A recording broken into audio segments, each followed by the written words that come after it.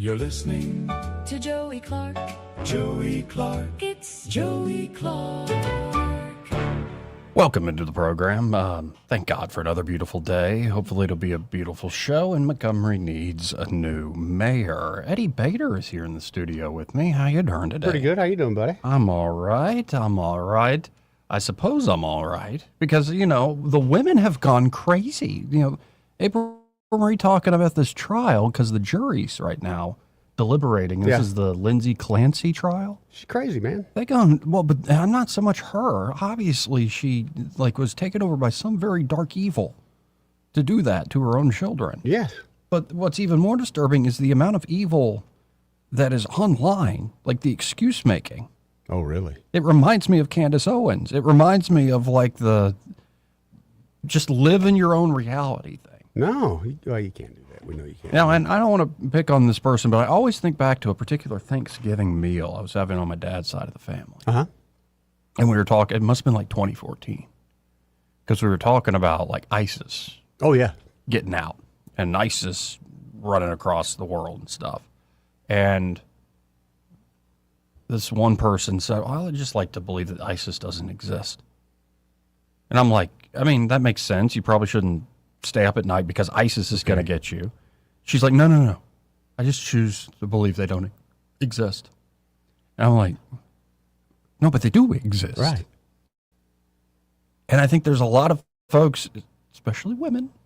No, don't get me wrong. A lot of evil men out there and crazy men and delusional men. Dogs. But I've just noticed around this case in particular, there is a lot of delusional, very identity-based, my truth-based thinking going on. And for something this horrendous. Now, this is as ancient as ever, like the kind of the mother killing her own children sort of thing. I remember several times in my childhood that growing up. And it was shocking. I think Susan Smith was the lady who let her kids go into the lake on the boat ramp. Mm-hmm. And then before that, I hate it. But before that, I think in high school, there was a lady who drowned her kids in the tub. And I never have been able to understand that. It's just not in my nature. No, I made it in passing comment, but like literally I remember we're up at Governor's School. It was like a summer camp thing like between my junior and senior year of high school. Kind of like band camp? I was up at, no, at Sanford. Even nerdier? Okay. Yeah. No, I played guitar. A few of the ladies loved it. Did I do anything about it? Nope. Good Lord was looking out for me. Joey, we're going to make you awkward to where you never, ever... Well, you're the guy who always feels the pain and complains in the Rod Stewart song. Dude, God gave you looks. He gave you talent. Yeah. He gave you smarts. He couldn't give But you I a relate, whole lot of the latest I relate stuff, with dude. Rod Stewart when he says some guys have all the luck. Yeah. And some guys have all the pain. All the pain, And that's some always complain. And I'm more the pain complain type. I just admit it. Eeyore. And Eeyore, yes. Yeah. But at Governor's School. I remember we took like college level classes and stuff. And one of them was the classics. And I thought, you know, thinking back, I should have probably done something like that with my proclivity for language. But the classics were like reading ancient Greek and Roman stuff. Mm-hmm. And one of the plays we had to read was Euripides' Medea.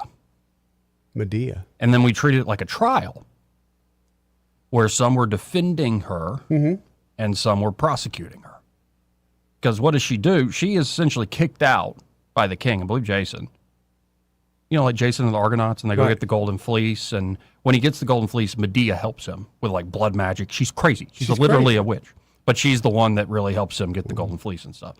Anyway, in Euripides' play, it's like a few years later, they got kids and stuff, and Jason like goes for another woman. Oh, boy.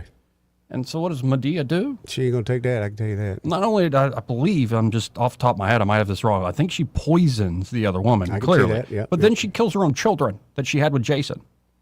And then is like whisked away on a dragon to her like motherland or something. Wow. And so it was like, was she justified?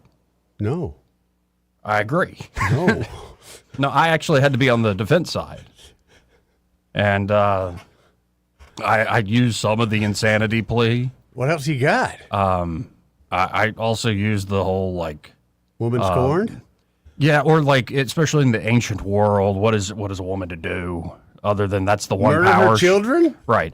But that's my point, though. This is like a thing that goes back a motif, like one of these evil motifs that goes back thousands of years. Yeah. You see it in almost every culture. And because it's like the most shocking thing. It is. I think you It don't have really to be is. religious at all. You don't have to have much thought at all. Like the idea of a parent's love for the child, especially a mother's love for her children, is like it should be you with hope inbuilt. Oh, it kills me when you see it in the wild, when a natural, like a cow and a calf, and the mom naturally just kind of rejects it. That's tough to watch. All right. Because it should be, to me, it should be so, your paternal instincts should definitely be kicking in at that point. Right. But then, like, the angle of this is like you don't understand what it's like to be a woman with, postpartum depression, these sorts of things. I'll give you that, I don't.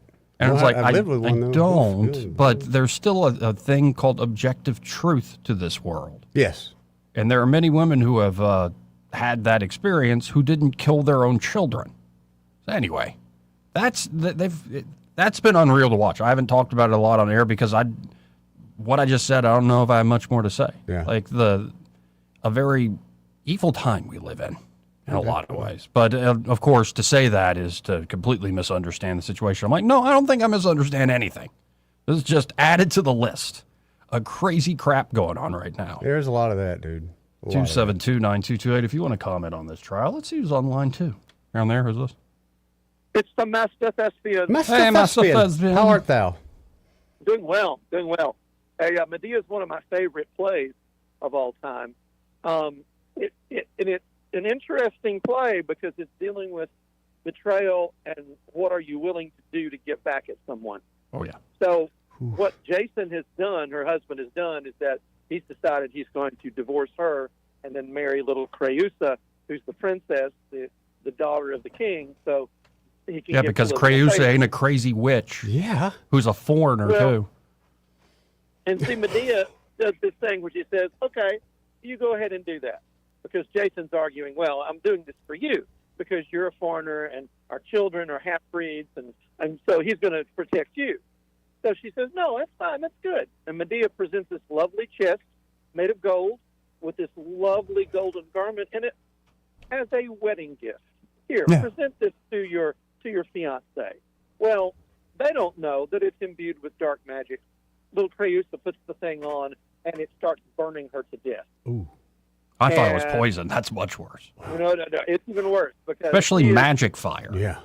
Can't put that out. Yeah, and they talk about the fact that she's running around the palace like a streaking comet with flames going out. Her father then tries to get it off of her, and it sticks to him. So they both wind up burned to death. Hmm. So Jason comes back. He's going to kill Medea. And she's like, no, you're not. Let me show you why. And then she wheels out the bodies of the children going, I loathed you more than I loved them. Wow. That's the line that's like, whoa, I hated you more than I loved Yeah. my own children. And she's been given sanctuary in Athens. And so, yeah, she gets in the dragon, goes off to Athens. But poor Jason, bless his heart. Well, this play's what? 2,000 years old, something like that? Yeah. Wow. Yeah. But, yeah, it's pretty dark.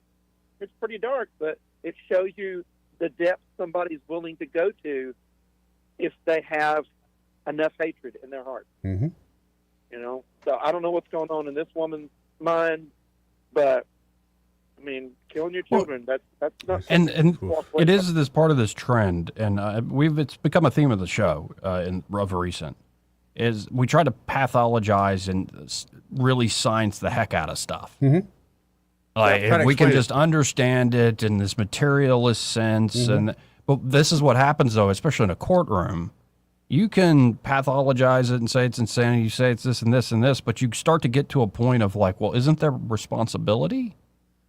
Aren't there certain moral categories that you can't easily put into a qualitative or quantitative box? Like you actually have to make choices about the fate of somebody who, say, killed their own children. And despite all the arguments and the conflicting circumstances, I don't know. We'll see what the court in Massachusetts did, but I worry in Massachusetts they didn't go far enough with those old witch trials in Salem thing. Too many people. Yeah. kinda have Agreed. that. well, Agreed. in the long run, no matter what happens, the children are still dead. Yep. Who mourns for the children? Yeah. No. Anyway, all right. I'll talk to you guys later. Hey, Thanks. bud. Appreciate you. Now, again, the world is going to a weird, dark place. for all the fun that's out there. And it has been great, by the way, hearing all the Dolly Parton like music and the man. Dolly Parton interviews and Have clips. you heard and what women are going to do? what are they going to do? What, have they gone crazy again, Eddie Bader? Well, perhaps. Apparently, they're going to go braless on Thursday, Yeah. and so the things will be. at Today's half- Thursday. Oh, it's today. The Women, things will be they're- down at half mast for a lot of women in honor of Dolly Parton, instead of a flag being Is this at half real, mast. or are you just making it up? No, is it's this on the wishful? TikTok. Is this wishful thinking on your This part? is a TikTok. It's a big It's a TikTok thing that women aren't wearing brassieres Today. because in it's a- honor of Dolly Parton. They are letting their flags go at half mast. I didn't make it up. I thought it was good. It was on the TikTok. it's pretty good. I thought so. Yeah. And you know, honestly, I've seen some ladies, and No, hold on. Gonna also, even though it's good. am I going to be issued a correction? No, I'm just adding it to the list. All right. We have half-mass bras, I think is what I'm going to call it. Okay, Half-mass bras in honor of Dolly, In honor of Dolly Parton. which it's funny, but I'm added to the list of dark times. And we of course, have this crazy mom kills own yeah. kids thing. That's very crazy. And now we have another one. Oh, I think I have to add to the list. okay. It's a New York Times story. An attack by what Ukrainian officials say was a Russian drone with an NVIDIA chip presages a dystopian future of weaponry untethered to human beings. Autonomous killer Yeah. robots. I think that's what I need to put it down as autonomous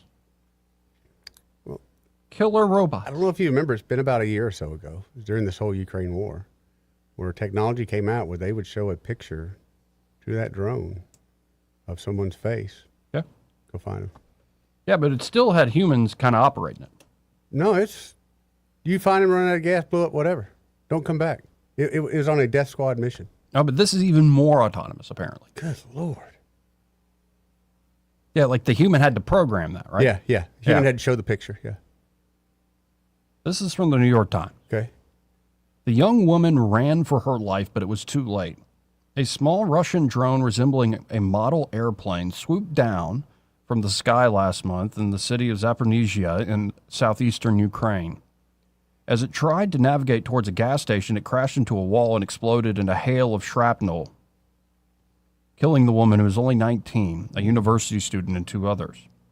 They were among the thousands of Ukrainian civilians who have died in Russian airstrikes, but the circumstances of their deaths came with an ominous twist. The drone that killed them was guided by an experimental artificial intelligence system, not a human pilot. According to drone experts, Ukrainian military commanders and the forensic team that examined the wreckage from the deadly strike, and others in the city. The drone was programmed by human operators to travel towards a particular gas station, but once it got close, it chose its exact target, most likely propane tanks, on its own, based on its training to recognize such tanks and strike them. Wow. It is a development long watched for in the war in Ukraine, presaging, again, a dystopian future in which killer robots roam the skies, making life or death decisions that reduce targets to data points. Wow. So we're adding that to the list. Yeah, definitely add that to the list, Joey. Yeah. Wow. Well, and this is why I've been saying for a while, that war has to end. Got too many people that don't want it to end, Joey. Because that's just a little bit of it. And that's why they don't want it to end. You can keep testing things like that That's live on the problem. battlefield. Who is they? It ain't me or you. But the presence of NVIDIA modules and a lack of antennas, NVIDIA's like one of the biggest companies on the Yeah. stock Remember they exchange. used to do commercials. Right. NVIDIA. NVIDIA's like almost a central bank for the AI revolution because of how much people rely on them. Yep. It's absolutely insane. But the presence of NVIDIA modules and a lack of antennas on the drones led Ukrainian air defense commanders to surmise that the weapons were guided by an autonomous AI system, which was confirmed on further investigation. Autonomous AI systems can be trained on thousands of images to recognize categories like river, military truck, or person. Self-targeting drones use their cameras to hunt for these things with greater precision than a human pilot can provide. But opponents of such weapons argue that without human intervention, drones may be more prone to mistakes or violations of the laws of war. Yeah, you think? You think? The use of self-targeting AI in the gas station attack on July 6 would be the first documented case in which civilian deaths were caused by a Russian drone outfitted with such a system.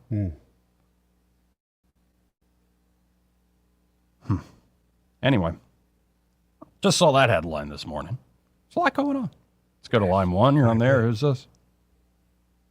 Hey, Joey. Hey. Hey, Paul. Hey, Paul. I ain't got much to go along with none of that. I ain't been long, got my little car heading home. I don't know if anybody else has reported this or not, but I'm going to throw it out there in case anybody's in that area. Over at the TA on the Boulevard 65, getting on the northbound, big truck got in an altercation with something. I couldn't see around the front of the truck, see what all did happen. They do have tow trucks on the scene.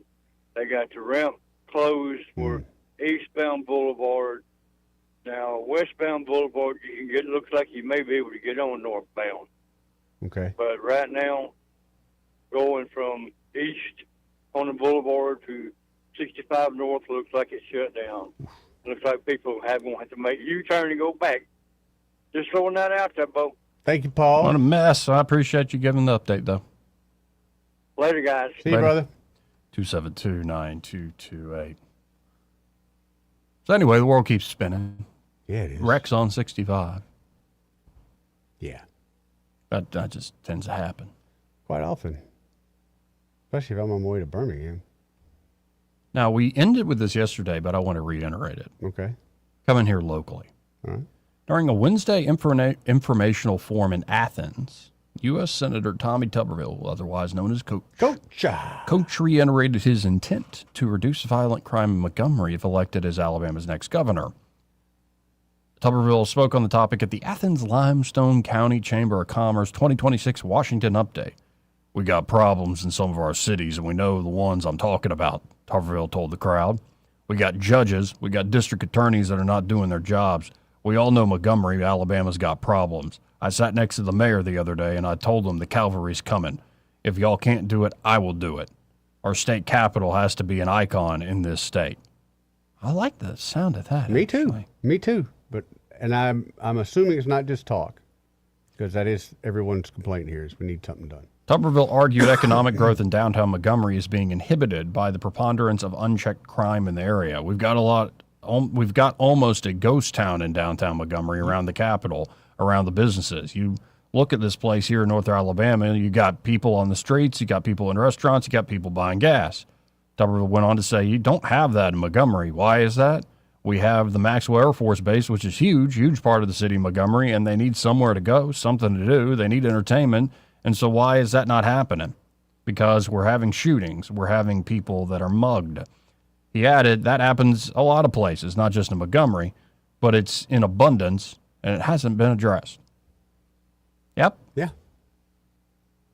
Kind of. And I think it's because of lack of leadership. Yeah, 100%.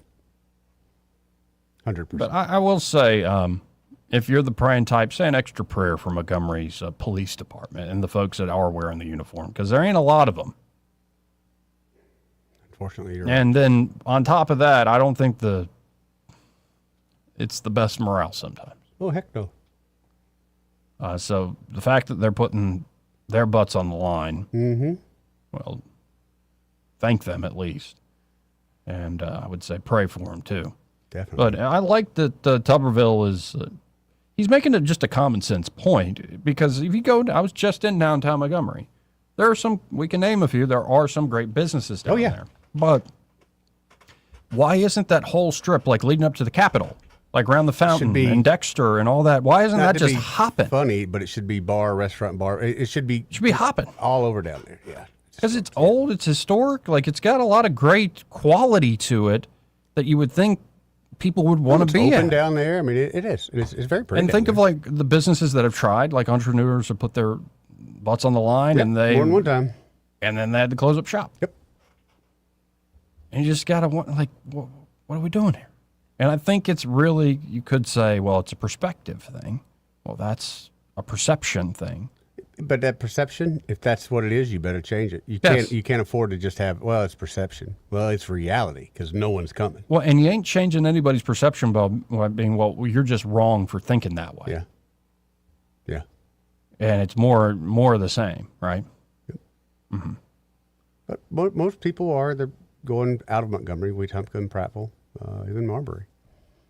And, I don't blame them, but I hate to see that because we've got great stuff here in Montgomery. Yeah. It's a shame. So cavalry can't get here soon enough. That's what I say. But we also got that water park, man.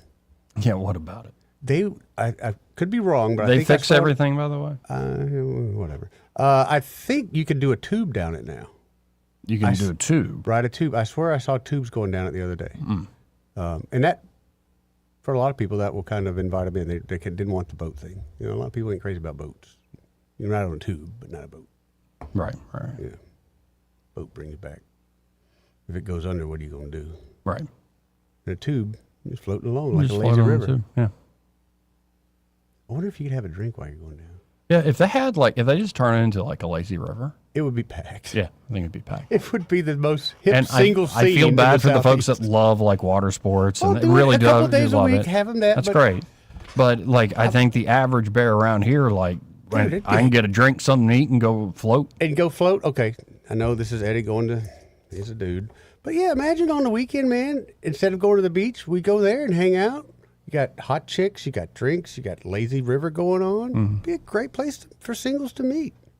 But it's just one of those things. Like when I saw the idea initially, Yeah. I'm like, what upper middle class white woman came up with this? And then I found out the story behind it. I'm like, oh, That one. that one. And I'm like, it's fine. Like It is, but- it's just again, is it sustainable? Are these No. ideas actually No. this whole? If you build it, they will come. The amenities thing. When I see And like I just don't buy it. Millbrook 17 Springs, now that was a vision, and that's folks are coming. That Sure. was truly a vision. And I don't think everything's doomed. I think if you do get proper leadership in Montgomery, and if it has to be the governor really focusing on the city itself, so be it. But it could be a governor, it could be a mayor, it could be even some folks that maybe aren't officially in government, but they have enough, say, sway in this town to finally get folks together and make a few decisions. Because you can do that at the local level. But something's got to give in terms of like the quality of leadership Yeah. going on right now in this town. Yeah. That's what can make stuff work. But in particular, the fundamentals of public safety and particular perception around it. Basics, Joey. Let's get the basics done. Anyway, let's go to line one. All right. You're on there. Who's this? Hello, this is Nordic Sun. Hey, you're spot on what's wrong with Montgomery. The people don't go there to downtown because it's not safe. I mean, and that's everybody that's got a family and gets up and tries to do right. Nobody wants to come down there when you got loiterers and there's no police. I mean, it's crazy. Who wants that? That's true. Yeah. All right. And even if that's the perception, or it's like, I was down there this Friday past Friday, and there was a police presence there. Yeah, you got felt up, didn't you? Well, that was the bouncer that felt me Oh. up. But Yeah, but you're a young guy now. You'd be hard to handle. I'm talking about somebody taking their family, okay? Yeah. you just made my day, son. Big Joey. All I'm saying is, it really says a lot when the governor has to say, you can't get it done, so I'm going to do it for you. Just Agreed. sit down, Junior. Agreed. Oh, it's going to be fascinating, that dynamic Oh, it's gonna between be- Tuberville and it's gonna- Stephen Reed. It's going to be great. It's going to be great. Hey, and just between everybody listening, do you think there's any way Mayor Reed's going to screw up Montgomery's checkbook? Montgomery's If we checkbook? had a chance of screwing up Montgomery's checkbook, was that $375 million? Oh, if we did that huge bond issue, I we think know. that could screw us up. Right now, actually, the budget looks pretty good, but if you But blow out your he's debt not- limit, that's a he's problem. not paying bills. And we got no police, Right. trash everywhere. Hey, well, it's easy to make money, or bank something if you don't pay nothing. Right. I mean, that's just like, Yeah. This is true. I'm sorry. I mean, 2 and 2 is still 4, right? We hope. Plus tax. Yeah, that's what I'm worried about, the tax. The tax. Like 5, 10 years down the road.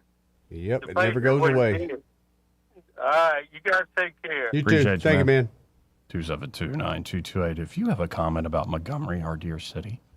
Now, is there anything positive about Montgomery you can say, Eddie Bader? Oh yeah, like right now, or I think it's this week, maybe last week. They had the nerd convention downtown, the military herd nerd convention. I can't think of the name of it, but they got a really nice name for it. So we still use. They had the Herd Nerd convention. You heard it here first on News Talk from Eddie Bader.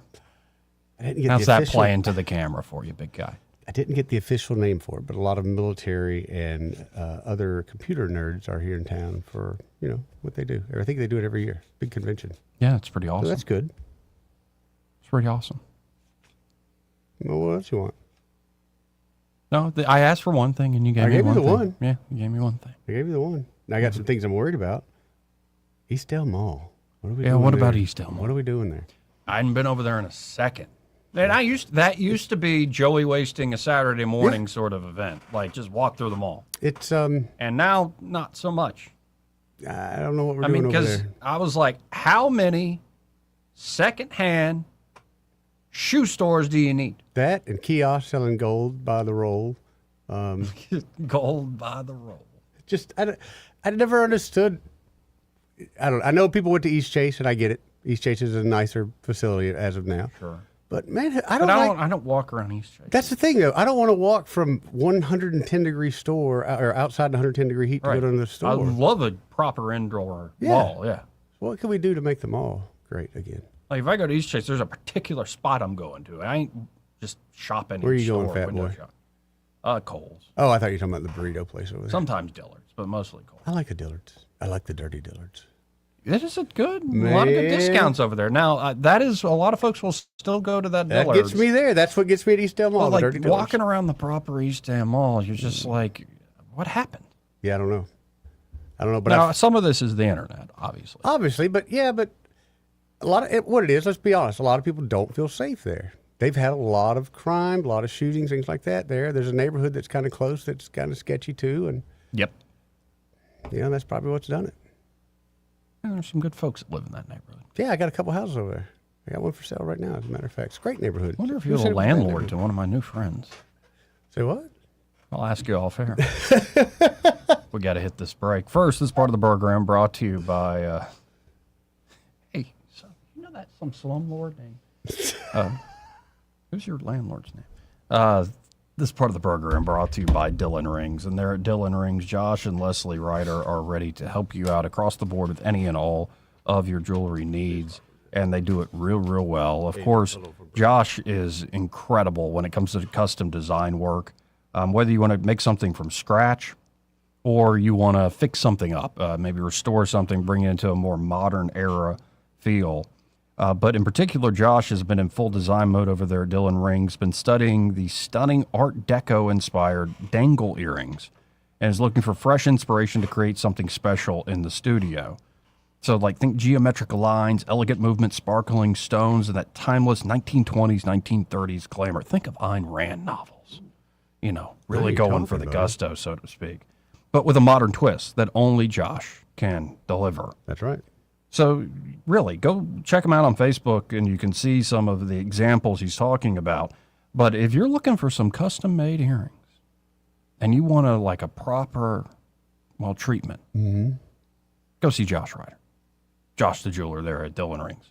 Now, of course, they got a great inventory. They can do repair work and spa treatments and appraisals, and they buy old jewelry and all sorts of stuff. They do all sorts of stuff. Watch, battery replacement on a watch. They do that too. Pretty good. They got watches for sale, too. Yes, they do. Some nice ones.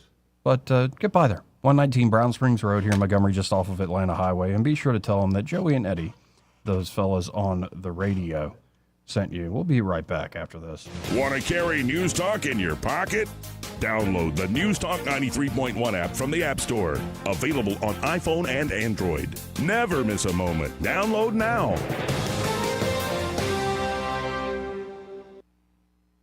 How does 12 jumbo wings and a bottomless side for $9.99 sound? That's just 83 cents a wing. And the side keeps coming.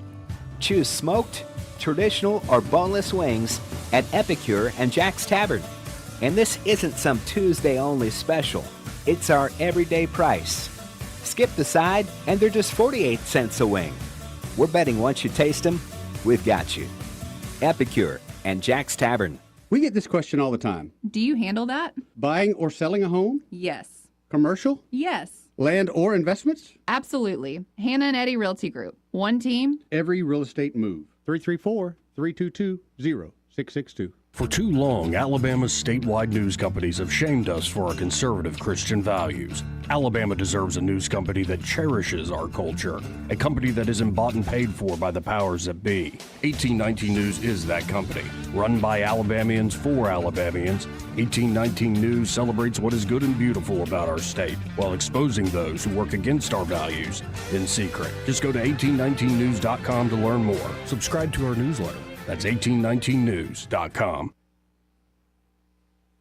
With the Wall Street Business Report, I'm Rich Thomason. Shares of chipmaker NVIDIA are flying high, advancing more than 7% pre-market after its latest quarterly earnings beat Wall Street's expectations thanks to strong demand for its advanced artificial intelligence chips. NVIDIA's latest quarterly results blew the doors off Wall Street's forecast. The company reports a net income topping $59.5 billion. Revenue more than doubled from a year earlier to $96 billion. Canadian military spending is surging, with companies expanding into defense contracting. Wuxley, known for luxury parkas, is now turning out high-tech military gear. Meta agrees to pay up to $18 billion and add stronger child safety measures to its Facebook and Instagram platforms, part of a landmark legal settlement with 48 states. For the Wall Street Business Report, I'm Rich Thomason. The Rich Thomas Weather Network is brought to you by Ernest Financial. If you're tired of losing your money in the stock market, call David Ernest, 334-279-7431. Ernest Financial, LLC. Rich Thomas weather. Well, hi, everybody. Showers and thunderstorms will be more numerous today and probably, I think, tomorrow as well. Still feast or famine. Not every town gets wet, but there'll be a generous supply of showers and storms in the afternoon and evening hours, especially, both today and tomorrow. The high temperature today and tomorrow around 91, low tonight down to 73. Then over the weekend, the storms start to thin out and we'll see more sun and fewer storms. High temperatures in the low to mid 90s on Saturday and Sunday. From the Blue Water Weather Center, this is Rich Thomas. The premier place the River Region turns to for news, weather, traffic, and opinion. News Talk 93.1 FM WACV. You're listening To Joey Clark Joey Clark. and his old pal, Mr. Bader. It's Joey Clark. Welcome back. Let's go right to the phones All right. and, shall we, Mr. Bader, talk to Jay. Let's talk to Jay. Hey, Jay, how you doing? Hey, guys, I appreciate y'all's show. Thank you. Don't always get a chance to listen to it, but I had a chance to kind of tune in today when I was on the road. Couple things. I was thinking about the downtown area. Now, I take my family, and we go down there quite a bit. Matter of fact, we have family coming in this weekend, and we're going to go whitewater. Oh, there you go. Nice. Rafting. But I guess, now, I'm not there. I got a caveat here. I'm not there partying. I'm not doing the club scene. I'm not there late nights. But anytime I've ever gone downtown, I go to Prevail quite a bit. I guess I'm not understanding the sentiment that there's just like gangs and stuff running around and there's no police. I always see a pretty heavy police presence. There's a few bums here and there, bumming for a nickel or a dime, and you're going to have that in any town until you get a decent mayor in. But I actually I love our downtown area, and I like what they're doing. And now, could it be better? Yeah, it could always be a little bit better. But I just kind of want to put a plug in for downtown Montgomery. It's come a long ways. We got a little ways to go, but that's a direct reflection of leadership, as you guys have pointed out with Mayor Reed, who is hopefully going to be gone in about a year or so.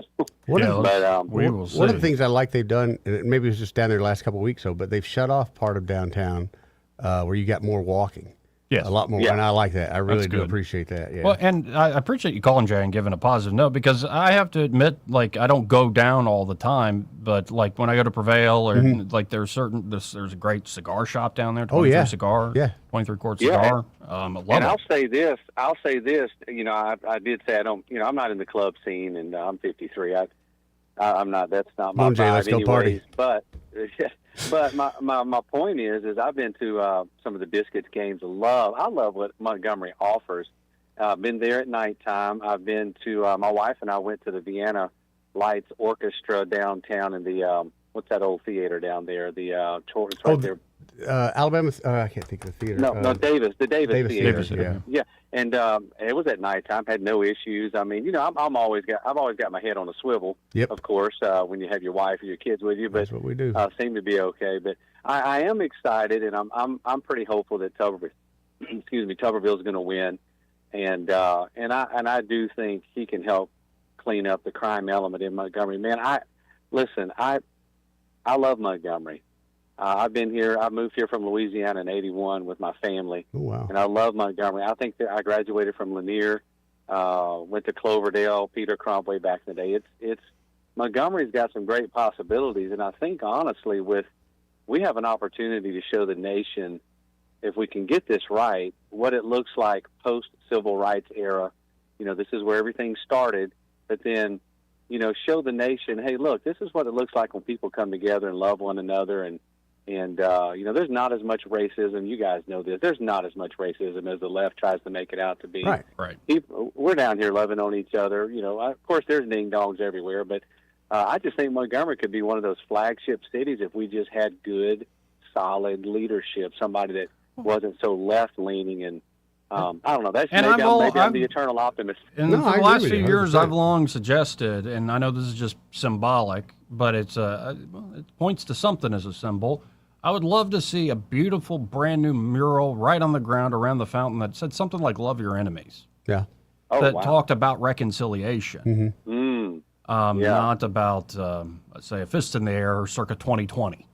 Right. Well, I you think guys are doing a great job. I just wanted to put a Thank you, plug Jay. in. Downtown's a good place to be, and you guys are doing a great job. Appreciate y'all. Thank you, Jay. 272-922. You know what I mean? Yeah, I've No, never. and I think it's a combination of stuff. It is, There but- is a perception problem for sure. But there's too many people that still benefit and profit off that, and they're not. You know, Yeah. they're just not going to have it. Anyway, let's go to Duke. Hey, All right. Duke, how you doing? What's going on, fellas? How you been, buddy? I'm all right. I'm being okay. How you been? Oh, good. Pretty good. My dad used to say, being in the knees and elbows.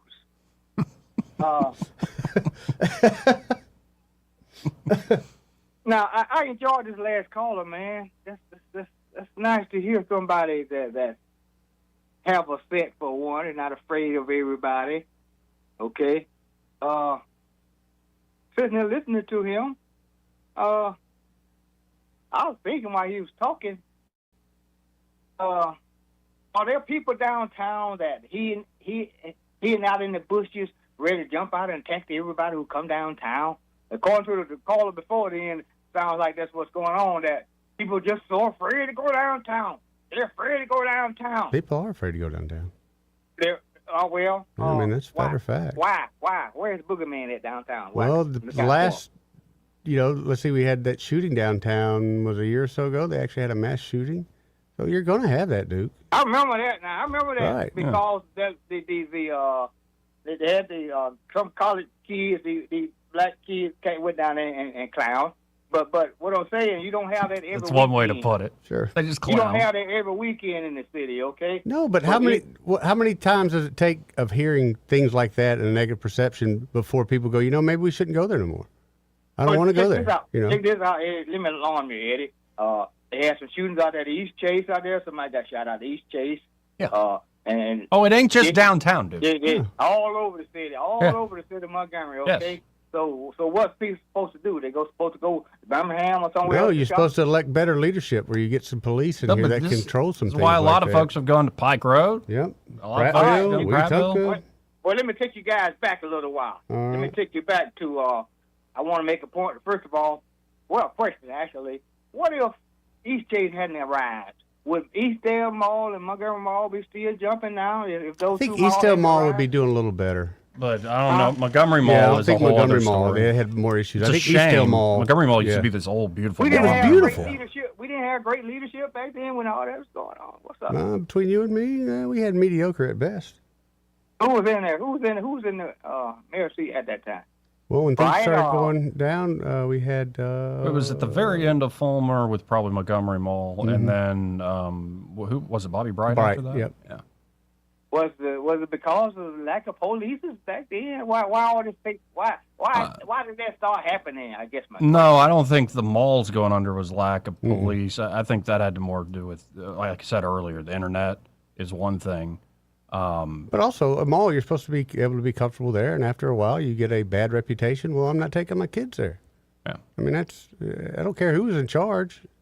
That's just the way it was. And they even had a shooting there at Christmas. That's what killed that mall. That was the last straw. The problem with a city like Montgomery, you let these two places shut down, okay, Eastdale Mall and Montgomery Mall, where the thugs going to hang out at next? The so-called thugs. Well, I don't think a lot of it's just specific thugs. I think it's a fact that people know that there's no. I can do what I want right now. Just like I can speed through Montgomery. People do it all the time because there's not enough cops to do anything about it. I know I can get away with it. Okay, and hypothetically speaking, we had a full force police right now. Okay, I had a full force. Okay. Okay, got a good wholesome white mayor in there. Big. We have to have a white mayor though, Duke. That's the issue. We don't have to have a white mayor. I'm gonna take it there. I'm gonna take it there because I don't like white people, so there you go. I know that, but I'm gonna take it. I want a Catholic mayor, Duke. Well, good Catholic priest. Maybe he'll bring a priest down there with us. A priest slash Catholic. Okay. But anyhow, a priest make slash sure Catholic. he's white. Make sure he's white Make first. sure he's white. Okay, All right. Okay, so we won't hear nothing bitching from the white folk no more. But so my point is, we got this guy in there. We got this one mall, East Chase. Okay, how in the hell this full force police department, this white mayor, gonna stop these guys from going out there commit crime at East Chase when that's the only party in town?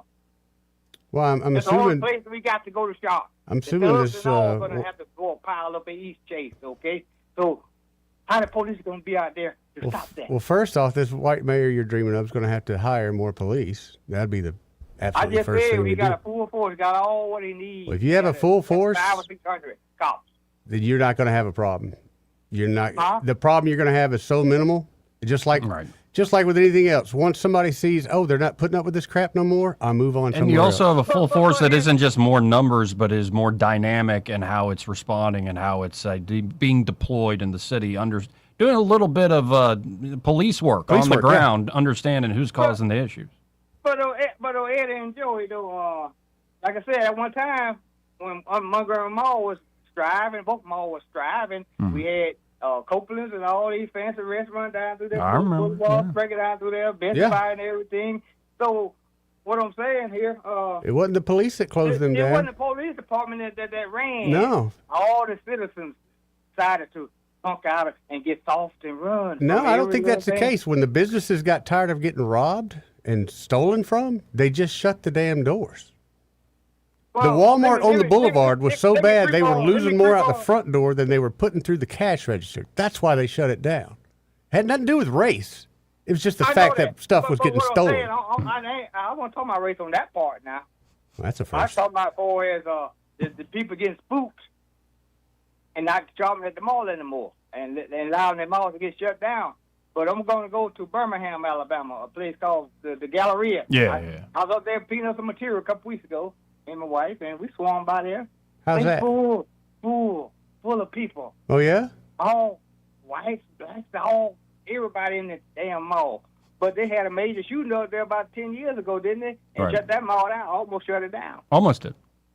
Almost No, shut it actually, down, but- like we've reported on it, Woodfin's turned things around in a That's what I big was way. gonna say, so you're saying the mayor up there is doing a decent job now?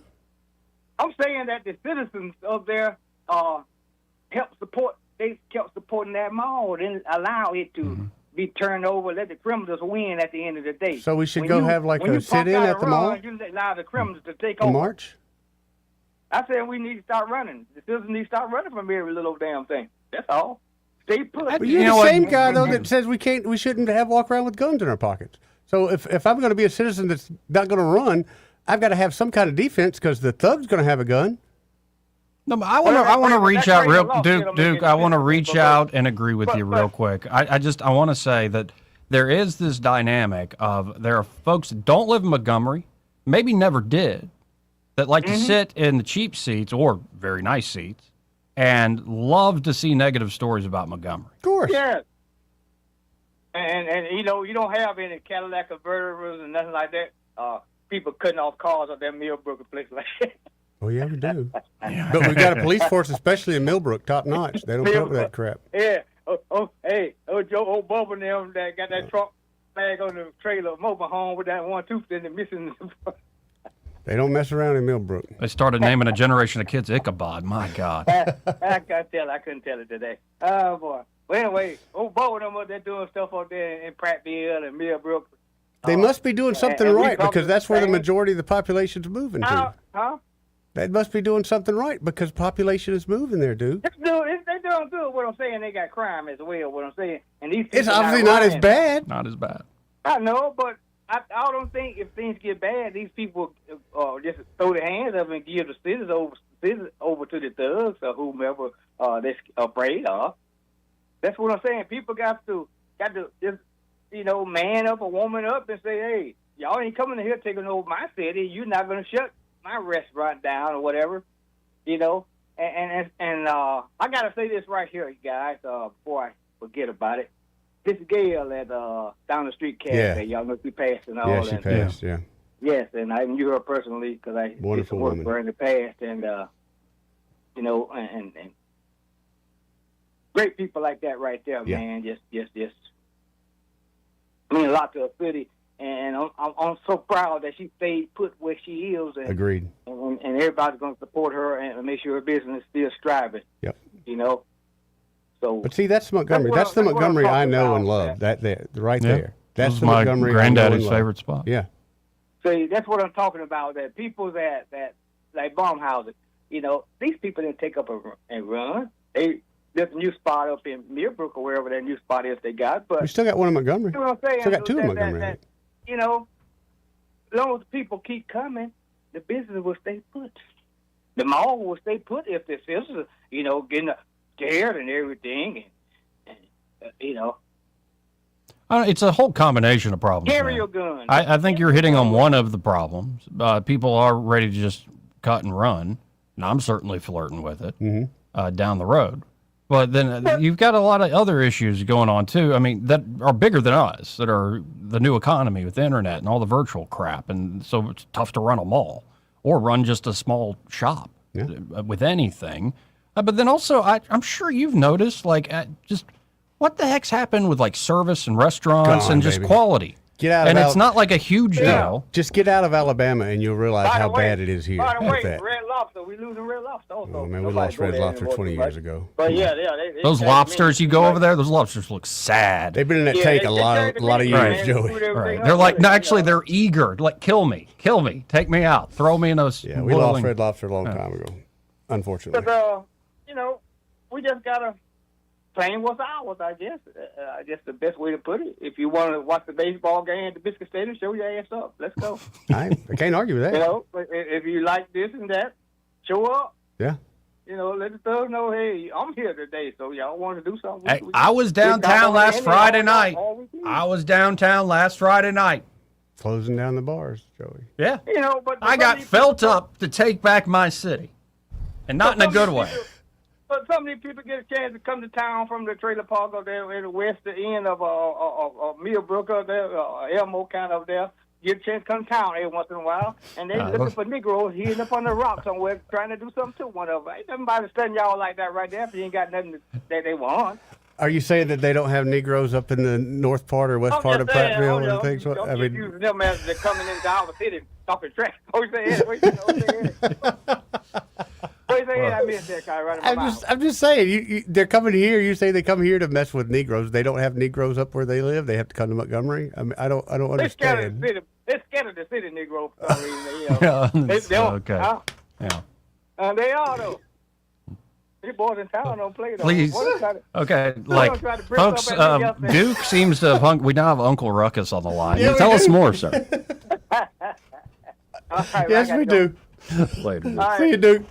272-9228. That's 334-272-9228. This part of the program brought to you by James Cole and Cole Plumbing. And they're at Cole Plumbing. They can help you out with pretty much anything. Oh, having yeah, to do man. with plumbing. It could be a big thing, like a massive water leak. Could be. Or, God forbid, a gas line leak. That's just Oh, dangerous. that's bad. You get that funny smell in your house. What's that smell? That's gas. That's really dangerous, Yep. in fact. They can, of course, solve that problem for you. Or maybe you want to get a smaller problem fixed, like a drippy faucet or the flapper on the toilet doesn't Yep, work. good idea. It could be you want to replace that garbage disposal. Oh, yeah, because it could be just stinking. It stinks. It doesn't really work. Nope. Nope. Not good at all, Joey. Not good at all. Now maybe you want to just upgrade to like a nicer toilet. I still am waiting for you to buy Taller, me one of wider. those Toto toilets. Toto toilets? One of the Japanese toilets that had the built-in bidet and the heated seats and all that. You would like that as a gift? I would love that as a gift. Especially if it came with karaoke. Some guys have all the... Yep. As you're sitting there. And Cole Plumbing can install They can do it. They like sure a high-end Japanese toilet. Yep. Or maybe a new water heater system, say tankless. They Yeah. can do that. Save some money and space. The point is, Cole Plumbing can help you out with any and all of your plumbing needs. Just check them out today. You can always go online to coleplumbing.com, but I say save their number, 334-279-8919. That's 279-8919. And just remember, folks, when you have trouble with your bowl, Call on Cole, Joey. We'll be right back. Broadcasting from the Riverside Chevrolet Master Control Center, this is WACV Cusana, News Talk 93.1 FM. When it's Chevy, it's Riverside. With SRN News, I'm Bob Agnew in Washington. Canada is increasing its investment in its own military contracting. One company known for luxury parkas, for example, is now turning to making high-tech military gear. The Canadian government investing billions to reduce its reliance on American suppliers, a shift partly due to pressure from the U.S. to contribute more to NATO and strained relations between Washington and Ottawa when it comes to trade barriers. A defense plan includes some $60 billion in additional funding over 5 years. Also at srnnews.com, new details are emerging about an Iranian plot targeting a world leader's family. Israeli Prime Minister Benjamin Netanyahu says Iran tried to murder one of his sons. A U.S. law enforcement source identified the target as his eldest son Yair, who was living near Miami at the time of the Iranian plot. On Wall Street, things are booming. The Dow up 190 points right now. This is SRN News. You've probably heard all those ads for life insurance. Just a few dollars a day, apply online in minutes, no medical exam. Simple, easy, and cheap, right?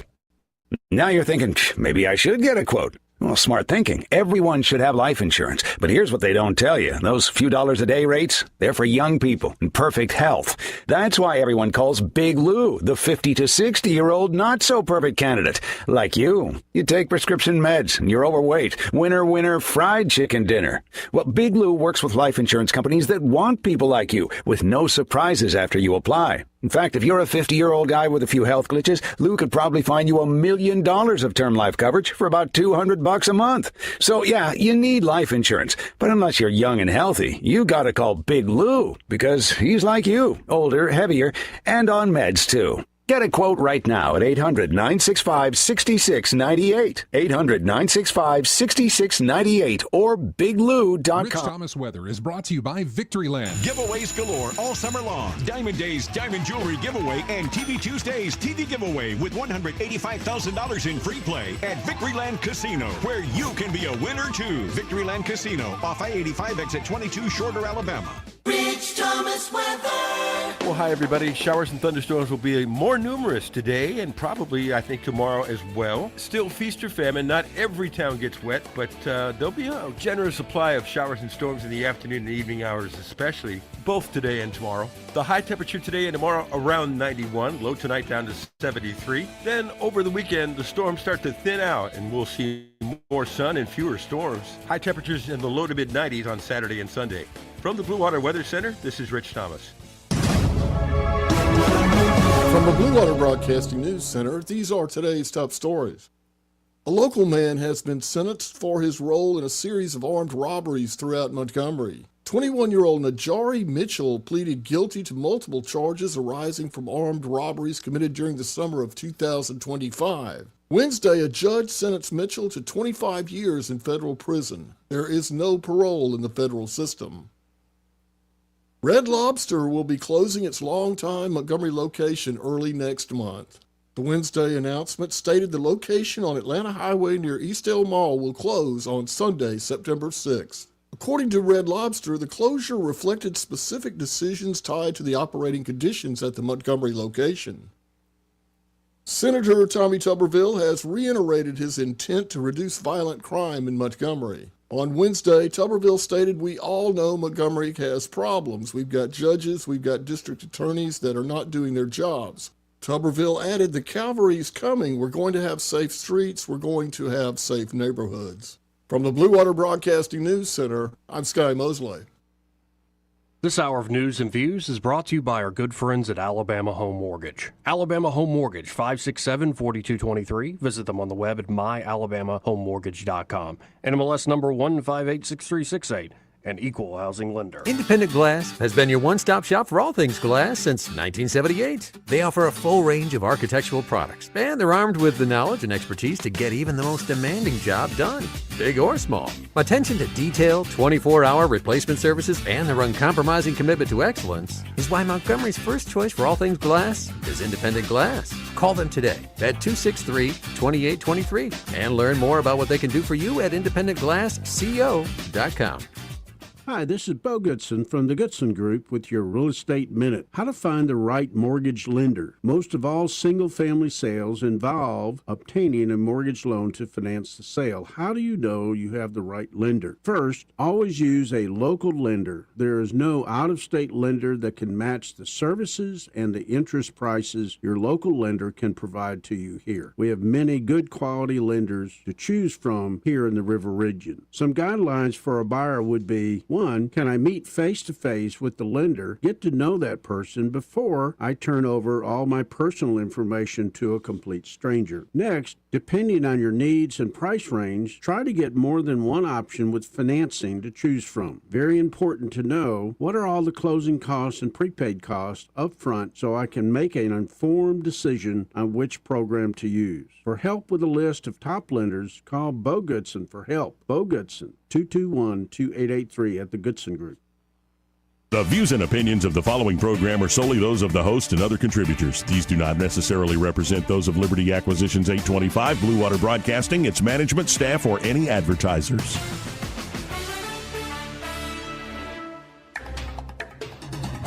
It's time for Montgomery's conversational radio show. It's News and Views on News Talk 93.1 FM. To join the conversation, call 272-9228.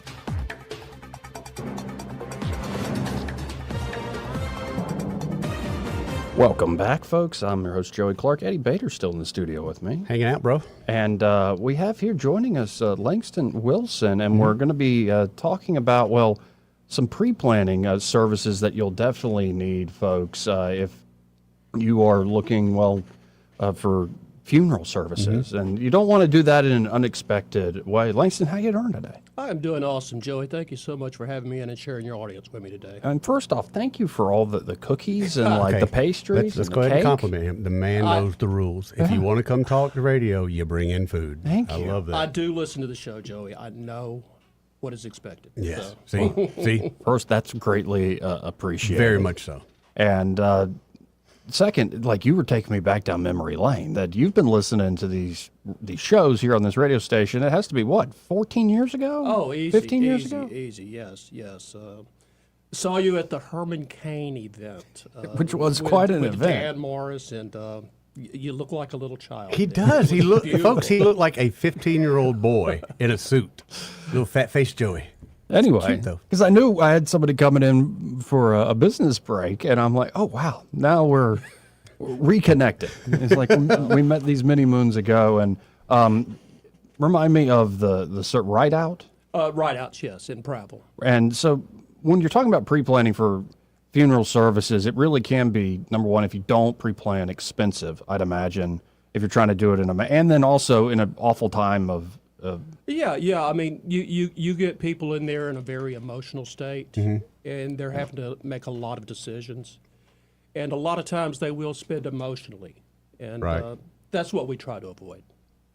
And so, like, if somebody calls you up now, like, what sort of things should they expect? Like, how does the pre-planning go? Well, it's very customized to the individual. Everybody has individual wishes, and some people want cremation, some people want burial, some people want services, some people don't want any services. Right. So we like to sit down with each individual and have that conversation and just build a program that's just for them. That way, because when that day comes, then you've got a plan in place, and Right. because you are emotional in that Right. moment. And again, this is right out to Brown Service Chapel, Prattville Chapel. Yes, sir. And so, especially folks in the Prattville area, Right. need to get in touch with you. So it's as simple as they call you up and say, "Hey, I heard you on that show." They give me a call. We'll set up a time. I've got a pre-planning guide that covers a lot of information. And even if they just get the pre-planning guide and write out what their wishes are, that's a big important step. Yeah, that's a huge Even step. if they decide not to go ahead and fund it, which is what most people do, but just having that plan in place. Kind of lay some groundwork, doesn't it? Well, I mean, it helps your family know what you Yeah. wanted to do. They're not sitting in my office at the conference table trying to figure out what did mom or dad want. And that's the other part. That's a hard conversation to have, and I've had it with my is. family before. So something like that kind of makes life a little bit easier when those things happen. Absolutely, and it puts it all in one place. Yep. It's a great reference. Yeah, and especially if you pre-plan your own, it's almost a gift to your family. Absolutely, absolutely. You know, we have two different kinds of families come in. The first family, they have no idea what mom or dad wanted. I imagine.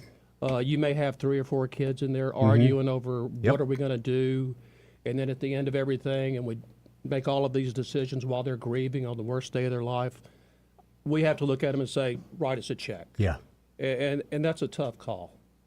And then on the other hand, you have the family that comes in, we pull out the file, we say, hey, this is what your dad came in, this is what he paid for, this is what he wanted, these are his desires, sign here, here, and here. And So much simpler. They're still grieving, they're still But they're having the allowed to worst day of grieve their then. They don't life. have to make a lot of those hard decisions. Exactly. It just takes that off their plate and allows them to move forward in the process. What would you say is because it could, you never know what day and time, by the grace of God, Amen. go I, go all of us. But the average age of, say, somebody calling up and wanting to do a pre-plan. I'd say 60. Yeah. Late 50s, early 60s is when people really start facing their own mortality. I'd say if you have grandkids, Yep. yeah, you definitely need to have something in place. Yeah.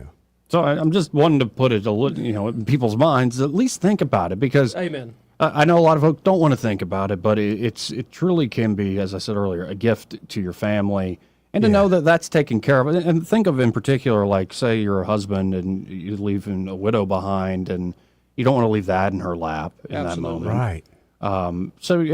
Once you get it done early as well, like it's not like you're 85, you're 89 years old, but and it's one less like- worry that you have to, and you know it's taken care of. Yeah. There's no worry at all. It's taken care of. And another caveat I'll throw in there, which it's mainly an emotional decision for people.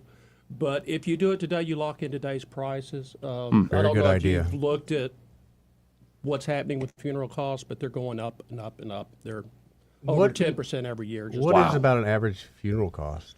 Let me ask him. I know there's got to be a ton of variables in there. There are a lot of variables in that. If you have property already, you have a plot, and you're going with traditional burial, you're probably looking in that 15K range. Is that right? Wow. Cremations are a lot less. You're looking down around 3 for those, and a lot of people. Is that becoming, and I'm not trying to be sadistic, but is that becoming more popular, the cremation? Absolutely. It took over burial about 2 years ago, Okay. as far as the excuse me, Preferred, yeah. Thank you. Well, I just from point of view, we're going to run out of Earth eventually, so I just. Yeah, and I think some people think it's money because cremation is cheaper. I think it's more of an emotional decision. We don't have that same desire our forefathers did to leave a permanent monument and mark. That is exactly where I'm at. Now, my father's buried here in Montgomery, and we've gone out there a few times, but I don't desire that for myself at all. I want to be cremated. I almost want to, not to be sadistic, but I want to be forgotten about. I was just a thing in the world. I don't want someone to have to worry about mowing the grass around my headstone, putting flowers up.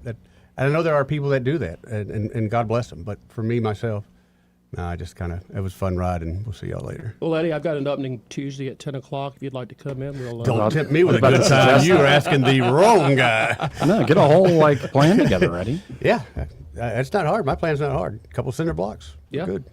And again, this is Langston Wilson with Rideouts, Brown Service, Prattville Chapel. And if folks do want to get in touch with you, they're hearing us, how can they get in touch with you? You can call me at Rideouts. That's 365-5982, 334 area code. Okay. Or you can shoot me a text on my cell phone, 334-318-6484. 6484. All right. And I'm also, I believe I was able to quickly find y'all on Dignity Memorial. Just on the web, folks, if you put in Rideouts, Brown Service Chapel, Prattville, and Rideouts has no E in it. No, it does not. So it might look like Ridouts, but it's Rideout, Rideouts. yeah. I tried forever. They wouldn't take it. Rideouts. Well, have we left anything on the table? I think you've covered everything, Joey. Thank you very much. Well, and again, thank you for the snack. Thank you for the snack. And also thank you for the memory. Like, just taking me down memory lane. I hadn't thought about that moment in a second. I got one more oddball question. Say I do want to have a funeral. Uh-huh. And say I want it to be a parade. Uh-huh. From like downtown to wherever I'm going to be buried at. Uh-huh. Is that pretty expensive? Is it something that my local guys could handle? That I could just say, hey, we're just going to block off some streets as we go by? Or do we really have to get the cops and everybody involved? Well, I will say Prattville is amazing. They provide free police escorts. Okay, that's what I was looking The for. Prattville PD is amazing. Depends on the town, too. I was Yeah. about to say, Eddie, you got to call up, Al Kelly or something? Yeah, Al's got me. I'm good. Okay. Yeah, Al's got me. Like a proper procession for Bader here. Just checking. Okay. Just checking. That I don't was- think we don't have enough of those kind of big things anymore. Yeah, we can get you bagpipes. We can get you balloons. bagpipes, We can get you butterflies. We can get whatever you want. Can I get blasted out of a cannon? We can send you to space. Oh, Send you to space? Joey, Yes. you've always been wanting to do that. What, really? Absolutely, yeah. We can put you either in low Earth orbit. We can send you out into interstellar space. It's This is pretty cool. the options are wide. Yeah, thank you, Elon Musk. Exactly. That's right. Wow. Well, folks, let's see what we got on line one. Okay. Got somebody calling in. You're on there. Who's this? This is Crawdad. I'm sorry I had a call earlier. We were dealing with someone who has passed on, and I had to grab it. But I was listening to you guys, and I think it was right about this time that Duke was, giving us down the road on a daily basis. Mm-hmm. And I just wanted to say, I'm a foodie. I'm a foodie. I love to go somewhere, sit down, have a nice meal, hang out with friends, talk. Sure. And downtown, there are two places that really could advertise with this station. One has been revamped, Chris's. They've cleaned up Chris's. Chris's, yeah. And the other place has been around forever because a lot of us worked downtown every day and just walk over to Chris's, have lunch, go back to work. Some of us went around the corner to Hamburger King. That's right. Another good one. Another good That's one. a good spot. Yep. And both I'm meals telling that you could have before you die. Yeah. I think. Definitely. Definitely. Good last meals right there. And there are new vendors who have opened up downtown that I'm sure I have not been there to eat, but I hear their food is fantastic. So I'm not scared of going downtown. I really am not. Mm-hmm. I mean, I got bullseye written on my head. Come over here and ask this guy if you can have $5. That's been a regular thing because when I was working downtown, somebody would not always, but a lot of time, hey, Let me get a okay, dollar. sure. And by the way, normally I would be like, do you have a comment for a guest? Do you listen to the I station? do. Like I you do. said, I you know love what's up. Crawdads. you can't hide money. They see him walking. They know he's got it. That's right. Surprised they ain't after for $50. Well, I did at one point. I had a guy put a gun to my face, and he said, You only have $7 in your wallet. I should shoot you for wasting my time. That's what happens when you get married. I looked him straight in the eyes, and I said, okay, you got the gun. I understand that. But if you're going to shoot me, you're going to have to let me pray first. Right in the eyes, I looked at him. I could see the little gears turning in his head. He said, okay, it's like this. I'm going to leave now. You're going to sit right here. And if I ever see the police again, I get in trouble, I will come back and kill you. I said, I got it. But you see, somebody was with me today and that day and the day tomorrow. And what I'm really hoping is that man who held that gun to my head, it was a 380 Cheetah by Beretta Company, by the way. I really would like to know, maybe one day I find out, that the Lord touched that guy and changed his heart, because that's the problem with our society. It's attitude problem. Yep. Attitude problems. Well, I think you bore a pretty great witness to him in the way you just told that story. Amen. That would be the idea, is by living it, maybe that touched him. It's like, dang, I robbed that stupid guy for $7. I feel like an idiot now. Maybe I should. But I do hope that. I walked around for a long time thinking, I'm going to bump into this guy somewhere, and he's going to look at me and go, $7. And I'll look at him, and I will be thinking, did you go find Jesus yet? Yeah. Well, amen. Can we talk about food? Can we talk about Well, I appreciate the call, Crawdad. Thank you for being patient. Hey, brother. Talk another day. Oh, absolutely. Yeah, we're always here. Anyway, Langston. Joey. Great to see you. Thank you, man. Good to see you, man. And always welcome by here, especially when you're bringing snacks. Do not try to pick those up on the way out. We don't have any party gifts for you, but you're not taking your gifts as well. That's for you guys. Thank you. Well, we got it this break. We'll be right back. Want to carry News Talk in your pocket? Download the News Talk 93.1 app from the App Store. Available on iPhone and Android. Never miss a moment. Download now.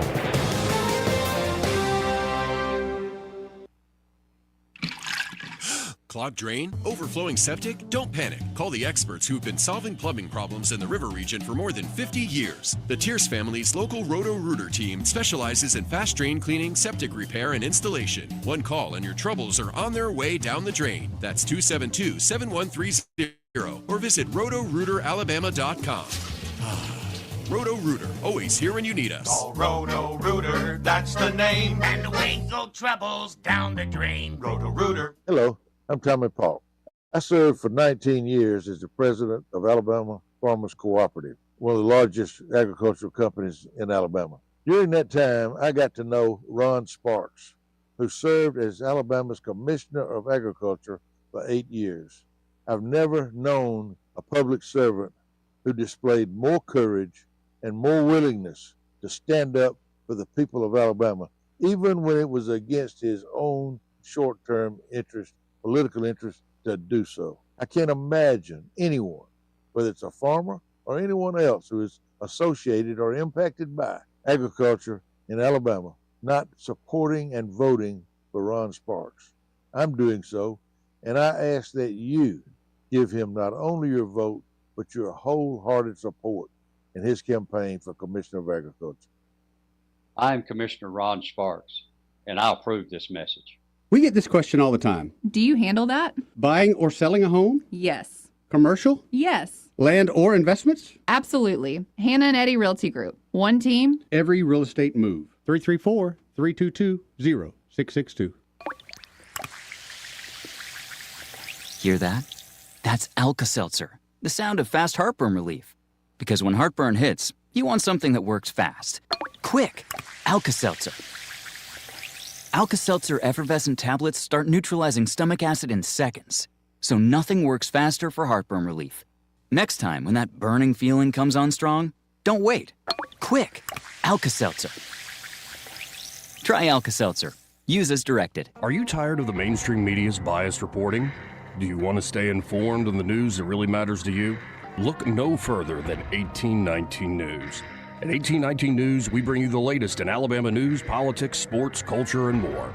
We've assembled a team of journalists with Alabama values dedicated to the truth and the truth alone. Visit us at 1819news.com today. That's 1819news.com.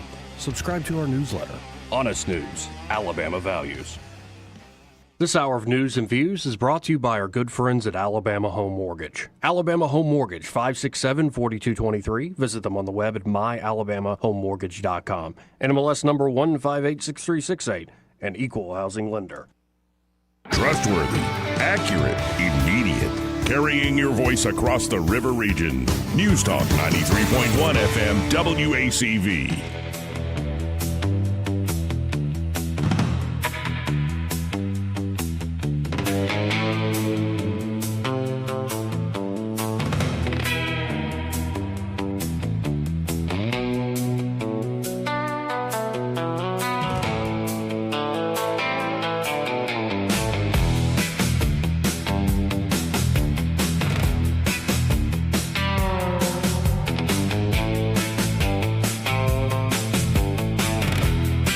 Joey Clark.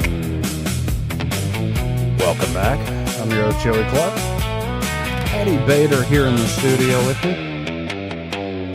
Thank you again to Langston Wilson for stopping by with Rideouts Brown Service Chapel Good there in information. Prattville. And and people don't love thinking about that idea, but it's good to plan. It's good to plan. It is really. And most of the time, honestly, most people get hit by surprise for this. So. And we just ate some of that apple strudel. Good stuff, man. Awesome. Yeah. You're not taking that cake home, by the way. Okay. Sure. Just letting you know. Sure. Okay. We'll see what happens. Yeah. We shall see what happens. Leave the cameras on during the break, Joey. 272-9228. That's 334-272-9228 if you want to get in on the conversation. Did you see, and I'm sure you did, the flood in Nepal?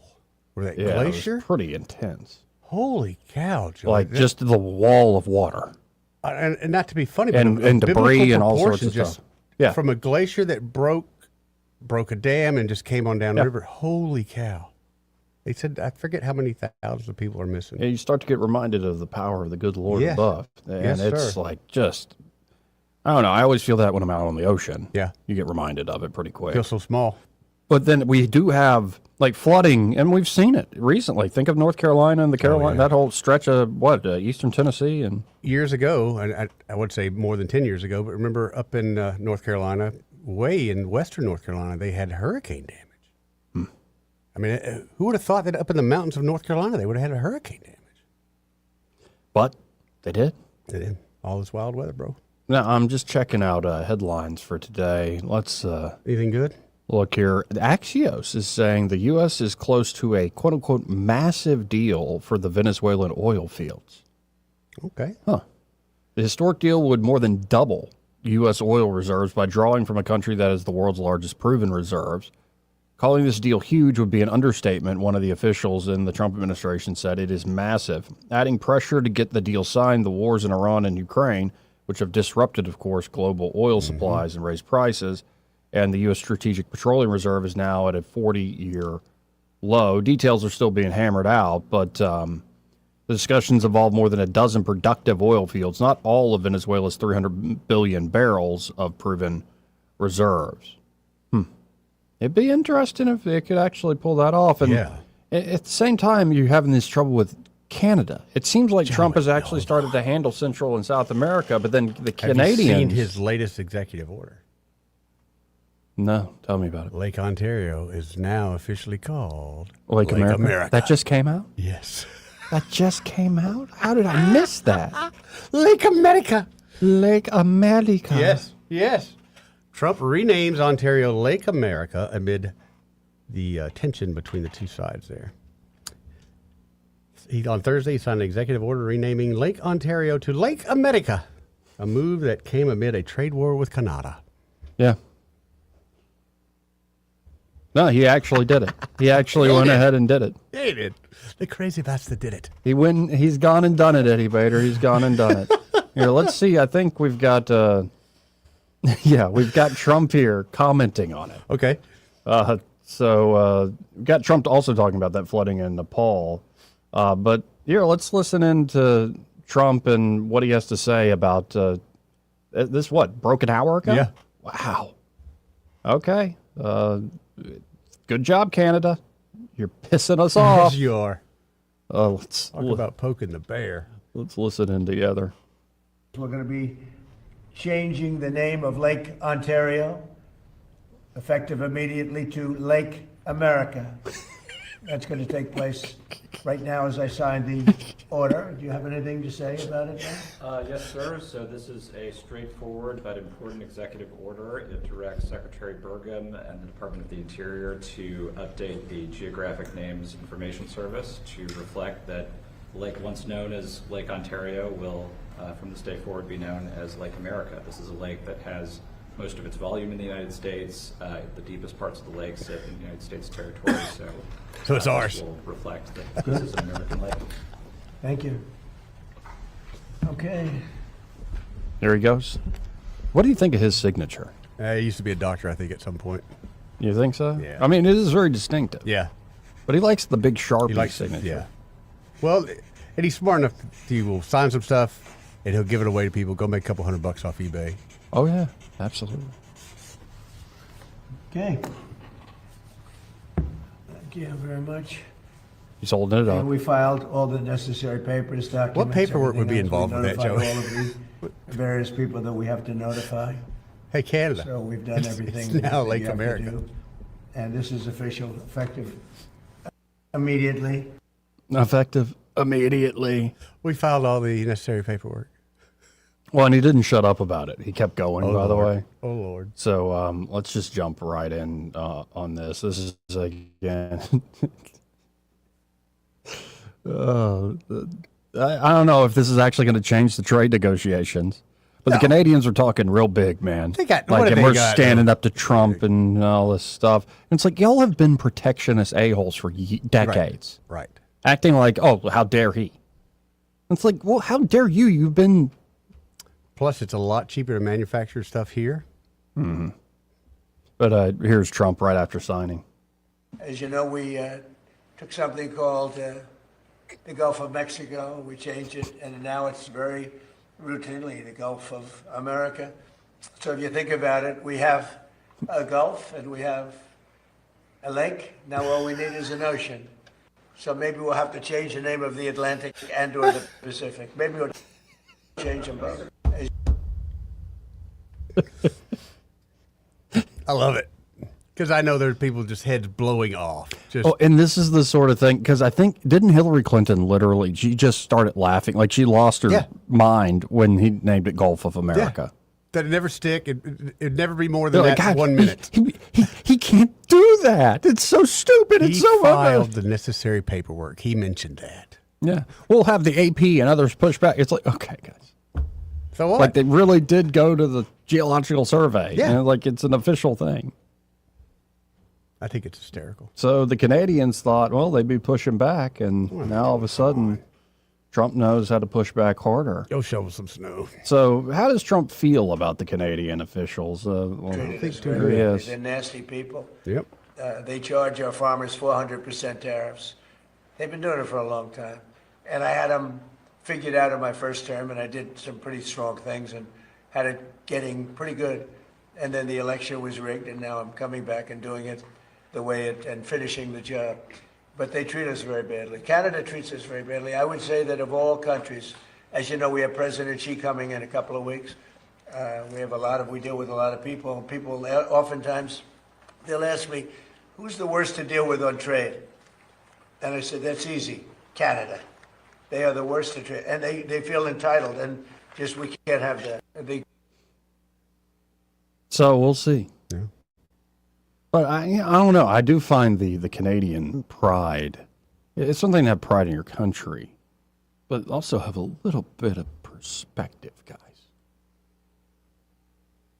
And it's also, you see the same thing with Europe. I do, but most it's like the Canadians- United States of America has been your security blanket since World War II. But most Canadians I know are so comfortable in that it's not even something they think. And then immediately the retort is like, well, our people went and fought and died and stuff too. And it's like, it's not what we said. The literal security blanket. How good is your national security in Europe and Canada without the United States, especially things like missile defense? Mm-hmm. And if they want to play cute with trading more with China and this sort of stuff, I don't know. It's I think Trump's just more generally frustrated with the imbalances that have existed for a long time. But you and I know that Trump will. They can do those kind of things what they want, and they're just trying to get attention. But in the end, Trump will win that fight. It's not even a balanced fight. Yeah.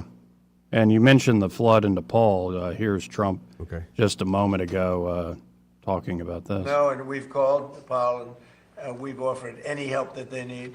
You know, we have a very good relationship with Nepal, and that was brutal. That wasn't just, that was mud and water.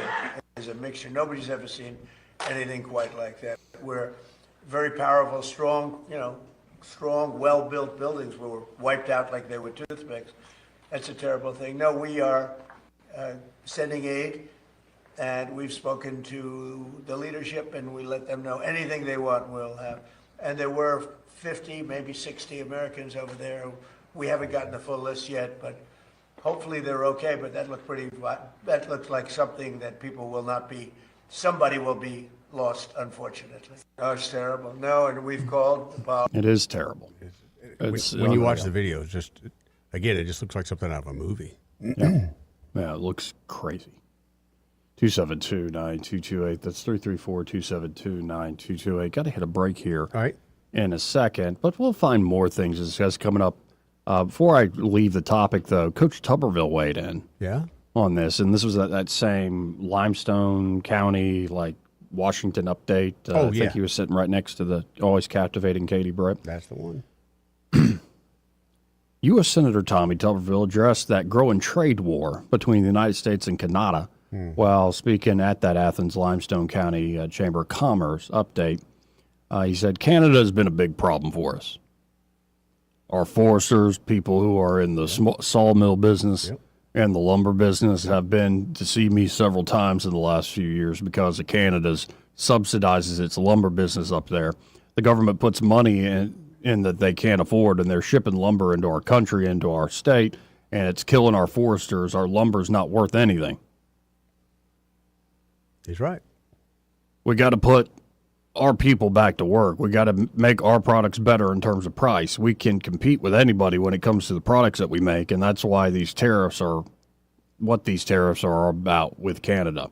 Tuberville went on to add, saying they've absolutely been stealing us blind for years, simply for the fact that they've been allowed them to come across the border to dump a lot of things that people should be buying from American farmers and American manufacturers. Trump said on Truth Social when he slapped on 50% tariffs placed on a number of Canadian goods. Trump said, America has been carrying Canada for decades, but no longer. The USA will always be far bigger, richer, and stronger than Canada. Without the United States, Canada couldn't survive. It's where they get all their money, and because of their current bad leadership, primarily Governor Carney and his, I forgot, he's still calling him Governor Carney, and his flunky Ford, they will not be allowed to keep taking advantage of the United States, their key to survival. Fine. I'm all about it. So, Lake America. We got a Gulf. We got a lake. Maybe we need an ocean. We need an ocean next. now. Which one? Oof. We could be bold and just take the Arctic. Just call it America, the America Ocean. Yeah. American Ocean. We could be bold. That's a bold statement. Lake America, Gulf of America, Ocean of America? What would you call it? Yeah. America Ocean? America's Ocean. Yeah, it doesn't quite ring in the same way. Got to get the PR people involved. But by the way, he doesn't just say stuff. Maybe there's actually something in the work. You know as well as I do that that's out there somewhere. You know that's out there somewhere. Anyway. He filed the right paperwork, Joey. This is part of the program brought to you by Pest Pro Services, and they're at Pest Pro. Ashley and that great team are ready to help you out with any and all of your pest control needs. Wasps, Joey. Wasps? They've been going nuts here lately. I don't know if it's the time of year for them It's to start the heat. going crazy. The heat stirs them up, baby. Man, they are going nuts. I've had them under the ground. I've had them under the deck. Mm-hmm. And the other day, like literally went to take the cover off the barbecue grill. Been a week. There's a big old nest underneath there within a week. Didn't like it. Well, I was trying to go into the church for adoration the other day. Yeah. Wasp right at the threshold of the door. The only That's door the that was devil unlocked. at the door, man. Yeah, and I just looked at it. You walk on by? And he flew off. Good. I was like, I ain't letting you I think in. he had some protection. I ain't right letting there. you Yeah. in this church. Good. You stupid wasp. Good. You nasty creature of the fall. Mm-hmm. But yeah, no, they're worked up with like all this heat going on. I guess so. They're good and angry too. I think they just get more energetic. Yeah. And so you don't have to deal with them if Nope. you have Pest Pro services. And of course, anything that's bothering you, fire ants, mosquitoes. Mosquitoes are the worst. Maybe somebody left out something sweet and you got a little bunch of sugar ants, just a line of sugar ants just coming that on happens. in. That happens. Maybe too many flies. You know what I mean? Mm-hmm. You know, nothing says redneck like fly tape. I don't know if you've ever seen fly tape. I've seen it. I don't want to use it. Fully loaded fly tape. Woo. Woo-wee. So, folks, if you actually want some quality pest control service, and of course, I mean, just look at their success in the last 5-6 years. It shows how good they are at what they do, and they're great people there at Pest Pro Services. So you just can't go wrong. You can always learn more at ppsriverregion.com or search Pest Pro Services on the Book of Faces or call them direct at 265-9990. That's 334-265-9990. And be sure to tell Pest Pro Services that Joey and Eddie, those fellas on the radio, sent you. When you want to know, call a pro. We'll be right back after this. Want to carry News Talk in your pocket? Download the News Talk 93.1 app from the App Store. Available on iPhone and Android. Never miss a moment. Download now. This is your roving reporter, and today I'm talking with a political activist. That's right, man. And could you please explain to us your red cap with the letters MMRGA? Yeah, man, this is my MARGA hat. MARGA? Yeah, man, that stands for Make My Retirement Great Again. I see. And to do that, what you need to do is call David Ernest, the asset preservationist. That's right, man. You can call David at 833-596-7233. That's 833-596-SAFE. And I understand that's a toll-free number. Yeah, man. Get David Ernest on the case, and your retirement will be great again. And you make these hats? I do. Here's a whole pile left from the last administration. And they say CPWABD. Yeah, man. Corn Pop was a bad dude. And as you said, there's a whole pile here. Well, there wasn't much demand. I can dig it. Finding great candidates to hire can be like, well, trying to find a needle in a haystack. Sure, you can post your job to some job board, but then all you can do is hope the right person comes along, which is why you should try ZipRecruiter for free at ZipRecruiter.com/radio. ZipRecruiter doesn't depend on candidates finding you. It finds them for you. Its powerful technology identifies people with the right experience and actively invites them to apply to your job. You get qualified candidates fast. So while other companies might deliver a lot of hay, ZipRecruiter finds you what you're looking for. The needle in the haystack. See why 4 out of 5 employers who post a job on ZipRecruiter get a quality candidate within the first day. ZipRecruiter, the smartest way to hire. And right now, you can try ZipRecruiter for free. That's right, free at ZipRecruiter.com/radio. That's ZipRecruiter.com/radio. ZipRecruiter.com/radio. ZipRecruiter.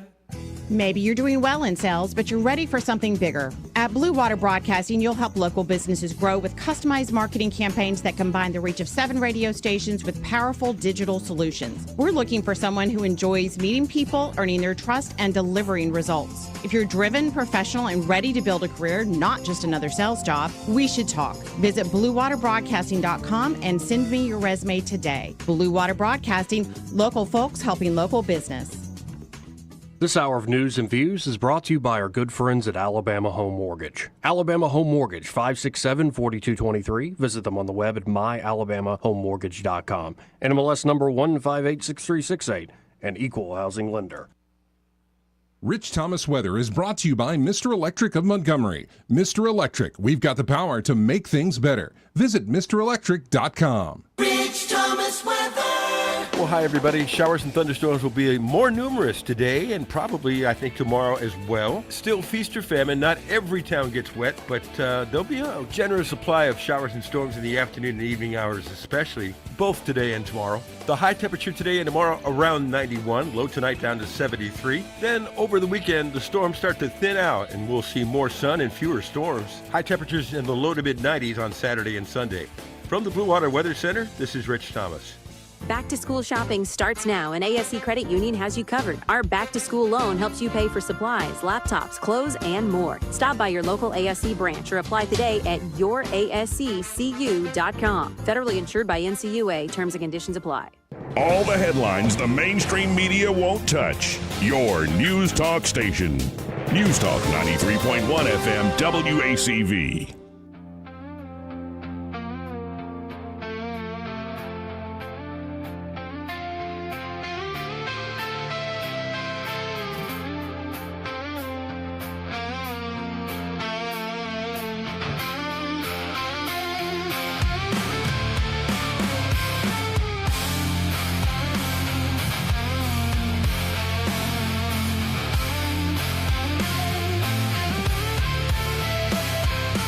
Welcome back. Now, we go from Lake of America being now a real thing and the historic deal with Venezuelan oil to there's a report that Iranian fuel reserves to run dry within weeks. Do have to wonder how long can the Iranians hold on? And right now, this war is bad politically. But I also don't. I can think politically, and I was in the camp, but don't do this. Is not going to go as smoothly as you think. Well, they never do. But a lot of the folks beating their chest, saying this shows how weak the U.S. is. I'm like, what are you talking about? Like, step back for a second. That this is weakness? What the U.S. and Israel, as well as the rest of the Gulf partners, were able to do within a very short period of time, and the only thing the Iranians have is this asymmetric move with the Strait? That's all they got. And this has, by the way, been holding back. The U.S. has been holding back. Mines cleared in the Strait now? They did have blockade on hit this morning, I think. But yeah, there's still some things going on in that strip there. However, what was it? 400,000 gallons of oil made it through in that one period of a month. So, how much normally goes through there? I know it wasn't near that much 2 weeks before that, but gas is still $3.80 a gallon, man. Yeah, and that's the frustrating part is we're not actually seeing it at the pump. Right. And so, yes, this is a problem politically. And the economy, you got to wonder are interest rates ever going to come down? Every time we turn around, they're inching up. If they come down, they seem to come down a 16th and then go up a quarter point. Now, let's do, though, a little bit of a change up here. Okay. Actually, I don't know if I want to do this. Oh. But have you ever heard of the 400 who saved the American Army, the Immortal 400, I believe in Maryland? No, I have not. So it's it's a YouTube video I ran across, but it's a little too long to actually play. So I'm going to get a write-up here from the AI assistant. Why not? Okay. Because it is fascinating. It's like a little portion of American history, because you've heard a lot of stuff about, crossing the Delaware and Bunker Hill and those sorts of things.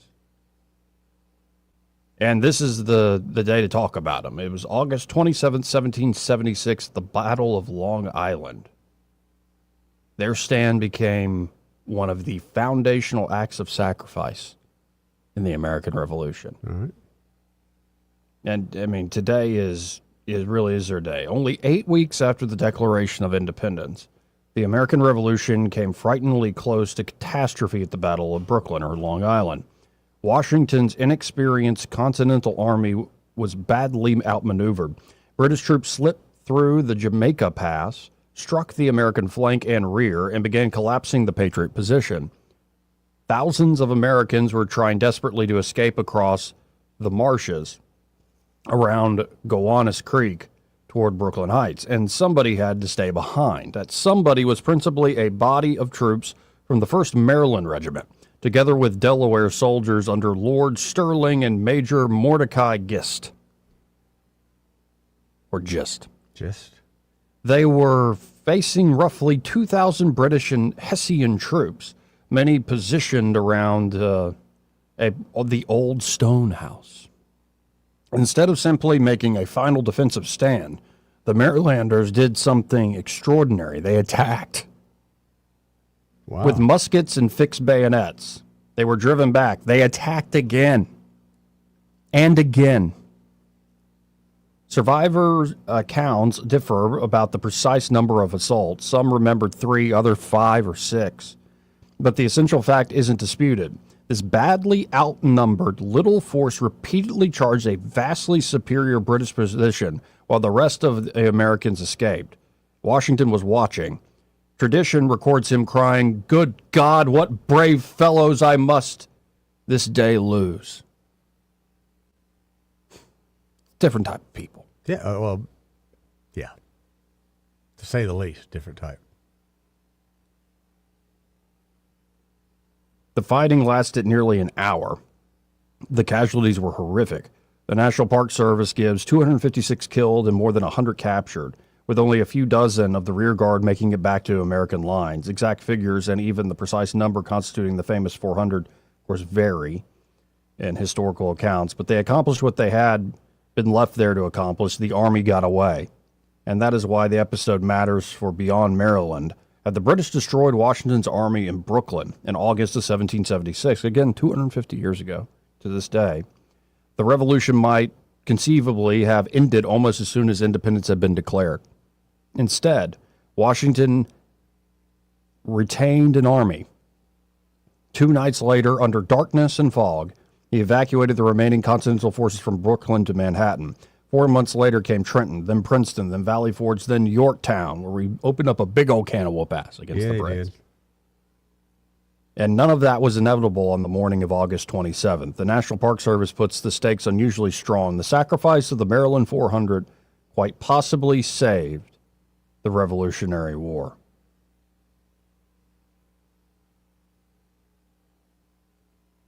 Think about it. July 4, 1776, Americans announced to the world that they are free. August 27, 1776, men have to die to keep that declaration from becoming a piece of paper. Just a piece of paper. The Maryland 400 became an American Thermopylae. Indeed, Maryland historical sources explicitly connect their name and legend to the 300 Spartans that fought back Xerxes' army there in the Gap. Their monument in Brooklyn bears perhaps the simplest epitaph possible. In honor of Maryland's 400, who on this battlefield, August 27, 1776, saved the American army 250 years ago today. Wow. Just wanted to share that because I ran across the video and I'm like, I didn't realize it was 26 minutes. Yeah. I'm like, oh. But just wanted to share that little bit of slice of our history because, you know, July 4th came and went and you're like, oh, 250 celebration, isn't that great? No, a lot kept happening in 1776 after the 4th of July. That's a crazy. lot. Anyway, we got to hit this break. First, this part of the program brought to you by Alabama Home Mortgage. And there at Alabama Home Mortgage, Kim Williams and Madeline Cannon are ready to help you out with buying a home. Right. You've recommended people who I want to buy recommend them go soon. all the time, Joey. But they can also help with refinancing a place. Yep. Like say you want to add on to your house. Yeah. Or you want a pool. Yeah. You've had that house for a few years. You got some equity built up in there. Yeah. Why not borrow the equity out of that house for that pool? I think that's a good idea. I do too, man. And of course, they can help you no matter where you are in life. It could be the numbers got to be right for you, or got to be right for the wife or the husband, Right. or whatever. Like you got to convince people. Right. What's beautiful with Alabama Home Mortgage is they can give you the right number, but you're more than a number to them. Like it really is a relationship. And we've had, people that have worked with Alabama Home Mortgage and they found that dream home, and they've always been grateful and thankful. 100%. So check them out today. They're a great sponsor here of the show. That's Alabama Home Mortgage. Like Kim Williams and Madeline Cannon help you whether you're looking to buy a home or refinance a home. That number is 567-4223. That's 567-4223. Or you can always apply online at myalabamahomemortgage.com. There is a difference in mortgage companies. Let Kim and Madeline, again, prove that to you today. NMLS number 1586368. An equal housing lender. We'll be right back. Want to carry News Talk in your pocket? Download the News Talk 93.1 app from the App Store. Available on iPhone and Android. Never miss a moment. Download now. Looking for insurance? Or maybe you're just not satisfied with your current carrier? How does quality coverage with local service and competitive rates sound to you? The folks at Stark Agency offer just that. Whether you need insurance for your business, car, home, or life, Stark Agency can help. As an independent insurance agency with over 20 of the top insurance carriers, Stark is sure to find the perfect match for you and your loved ones. Visit their site at starkagency.com or give them a call at 334-263-5535 for a quote today. This hour of news and views is brought to you by our good friends at Alabama Home Mortgage. Alabama Home Mortgage, 567-4223. Visit them on the web at myalabamahomemortgage.com. NMLS number 1586368, an equal housing lender. We get Montgomery talking 24 hours a day. The River Region's most trusted voice. News Talk 93.1 FM WACV.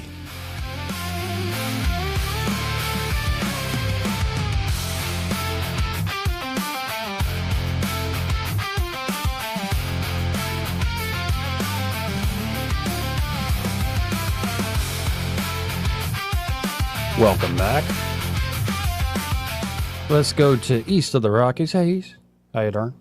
Hey, listen, I think Paul Harvey was looking down and smiling after that last bit of radio there. That was good stuff. I had never heard of that battle. Neither have Thank I. you so much. Yeah, I just learned about it this morning. That's good. That's good. We're always learning. That means we're not old yet. It's something like that. Hey, let me ask you a question, Joey. The news media is making it look like Donald Trump just took off his jacket and picked a fight with the Canadians over tariffs, but isn't it true that they had a 400% tariff on our milk? Yes, or Before all this happened? for all practical purposes, it could have been non-tariff barriers that would essentially lead to something like a 400% tariff. Yeah. Yeah, I mean that to me is the news media is being a little disingenuous. You know, they're not reporting the whole story. Yeah. Really, that. I mean, as far as first blood, I think Canada's the one that drew the first blood there. Yeah, I think they got used to the status quo. That was the status quo for a very long time. And the United States was in that mode of, we want to help everybody and be generous, and that'll make everybody our friend. And we're in a different mode now, and people are like, well, that means American decline. No, it's like, guys, the world that was created after World War II is over. Yep. Time to wake up. Yep. Anyway. Very good. Very good. Well, listen, thanks for clarifying that, and thanks again for the battle stories. Keep them coming. The Maryland 400. Thank you, East. Thank you, East. Thank you. See you, brother. This part of the program brought to you by Eclectic Coins. Oh, yeah. Montgomery's largest gold and silver dealer. And at Eclectic Coins, they offer free appraisals, estate liquidations, coin grading services, and they have a large inventory with the best prices paid on gold and silver. And when I say that large inventory, you're talking, of course, like stackable, just gold and silver. Also, have you seen the perforated sheets? Yes. Like the small denominations of like actual gold and silver? Well, I haven't seen those, but what I did see, and something I want to talk to him about, I bought some, have you ever seen uncut money?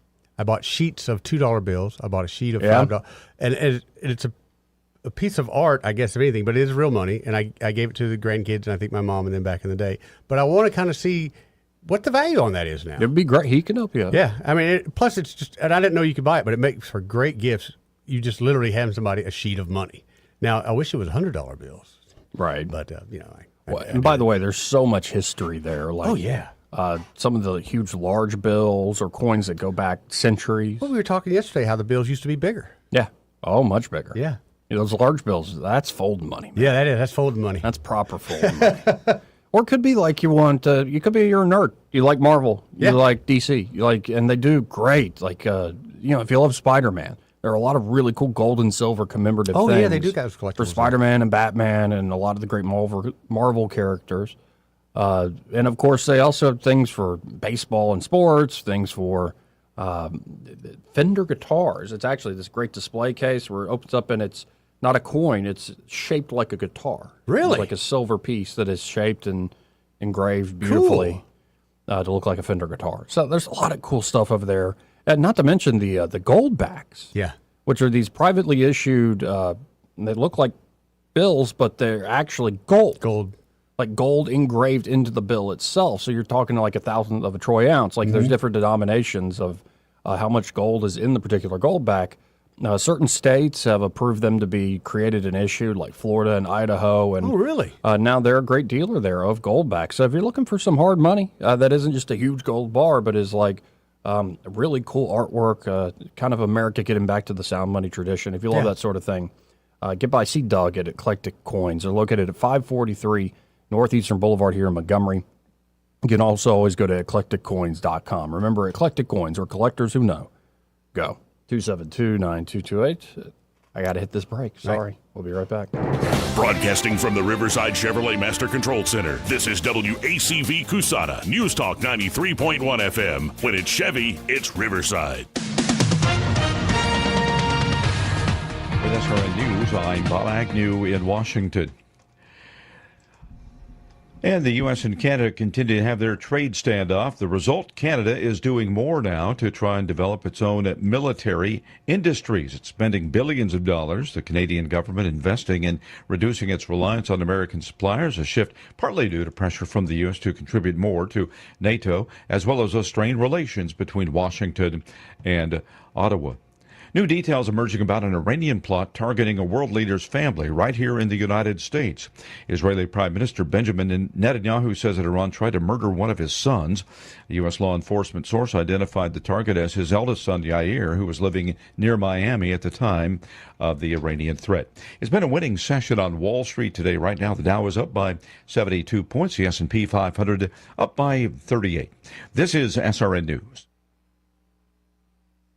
Full speed into summer, and if you're thinking about buying a home this year, here's what you need to do first. Get pre-qualified. Not once you found the house, now before you even start looking. Here's why. In this market, houses sell in days, sometimes hours. The buyers who win aren't the ones with the highest offer. They're the ones already approved, ready to move, with a lender who can actually close. If you're not pre-qualified, you're a week behind. Maybe that house is gone. Well, I want to tell you about Fellowship Home Loans. For over 20 years, my friends Mike and Brian, guys that I've worked with, they've built Fellowship around one thing, getting loans done for real families with unique situations. They use programs and options that typical lenders don't take the time to explore. Down payment solutions that fit the way people actually live. Everything's done in-house, one roof, one team, all with a servant-led mentality. Get pre-qualified today. Go to fellowshiphomeloans.com/Mike G or call 800-510-MIKE. Fellowship Home Loans, mortgage lending by the book. Nationwide Mortgage Bankers, DBA Fellowship Home Loans, Equal Housing Lender, NMLS number 8193. Rich Thomas Weather is brought to you by Alabama Wholesale Lumber, now open from 6 to 5. It's more than just great prices on lumber.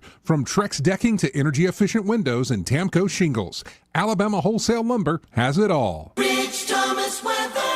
Well, hi, everybody. Showers and thunderstorms will be more numerous today and probably, I think, tomorrow as well. Still feast or famine. Not every town gets wet, but there'll be a generous supply of showers and storms in the afternoon and evening hours especially, both today and tomorrow. The high temperature today and tomorrow around 91, low tonight down to 73. Then over the weekend, the storms start to thin out and we'll see more sun and fewer storms. High temperatures in the low to mid 90s on Saturday and Sunday. From the Blue Water Weather Center, this is Rich Thomas. 1819 News. The Alabama Corrections Institution Finance Authority is considering a plan to issue more bonds in order to pay for the construction of 2 new state prisons, as well as repair of the existing ones. The ACIFA will be meeting today to vote on this resolution. Members of the ACIFA include Governor Ivey, the Commissioner of the Alabama Department of Corrections, Greg Lovelace, the Alabama Finance Secretary, Bill Poole, and some other members of the state legislature. The Elmore County Mega Prison is in the final stages of completion and will cost about $1.2 billion. Overall, the ACIF will also consider steps to be taken in the construction and financing of a second prison in Escambia County. I'll be back with more Alabama stories after this. Mark your calendar for November 6th. The Albert Patterson Gala returns to the Barber Motorsports Museum featuring United States Senator Tommy Tuberville. We've sold out 2 years running and tables are already filling for 2026. If you believe in a thriving Alabama built on truth, courage, and accountability, this is your night. Don't miss your chance. Visit 1819news.com/gala. That's 1819news.com/gala to get your table today. A house fire in Flomaton this past Tuesday night has now displaced a family of 9. The Moyer family was able to get out of the house due to the smoke alarm going off. The family's house is now considered a total loss. Moyer family did not have a working smoke alarm just a month ago when they had an outside air conditioning fire, and the responding firefighters found out they needed a new one. This latest fire appears to be electrical in nature and occurred in the home's attic. There are now 4 finalists in the search for a permanent police chief for the city of Selma. Those finalists were announced last week by the Selma City Council, and they will all be interviewed today by the Selma City Council members. Those meetings will be open to the public. I'm Andrea Tice. For more news affecting Alabamians, go to 1819news.com. And while you're there, subscribe to the daily newsletter.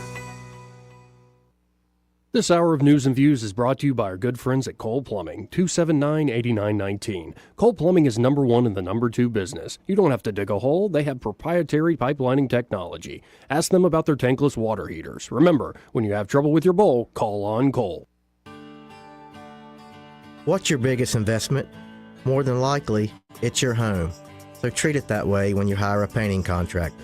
With PBS Painting, there are no gimmicks, no $99 specials.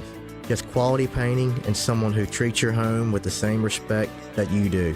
At PBS Painting, we have been painting for years and look forward to many more years to come. With PBS Painting, the job gets prepped properly, whether it's cleaning, scraping, or priming. We always use quality products, which is a must for a quality paint job. So if you're looking for a painter that doesn't need upfront money and is on the job at all times, then please give me a call. Scott Bowers and PBS Painting, 294-5122. That's PBS Painting, 294-5122. Look at some of our work on Facebook at PBS Painting Montgomery. The cost of living issues really are on the forefront of everybody's mind. We have to focus as much as we can on controlling costs. Alabama Power is freezing rates and requiring data centers to pay the full cost of their energy. It's so important that the big data centers have to pay their fair share. Alabama Power has always been incredibly responsive. Alabama Power is not only listening, but they're leading the way and putting their customers first. The views and opinions of the following program are solely those of the host and other contributors. These do not necessarily represent those of Liberty Acquisitions 825, Blue Water Broadcasting, its management, staff, or any advertisers.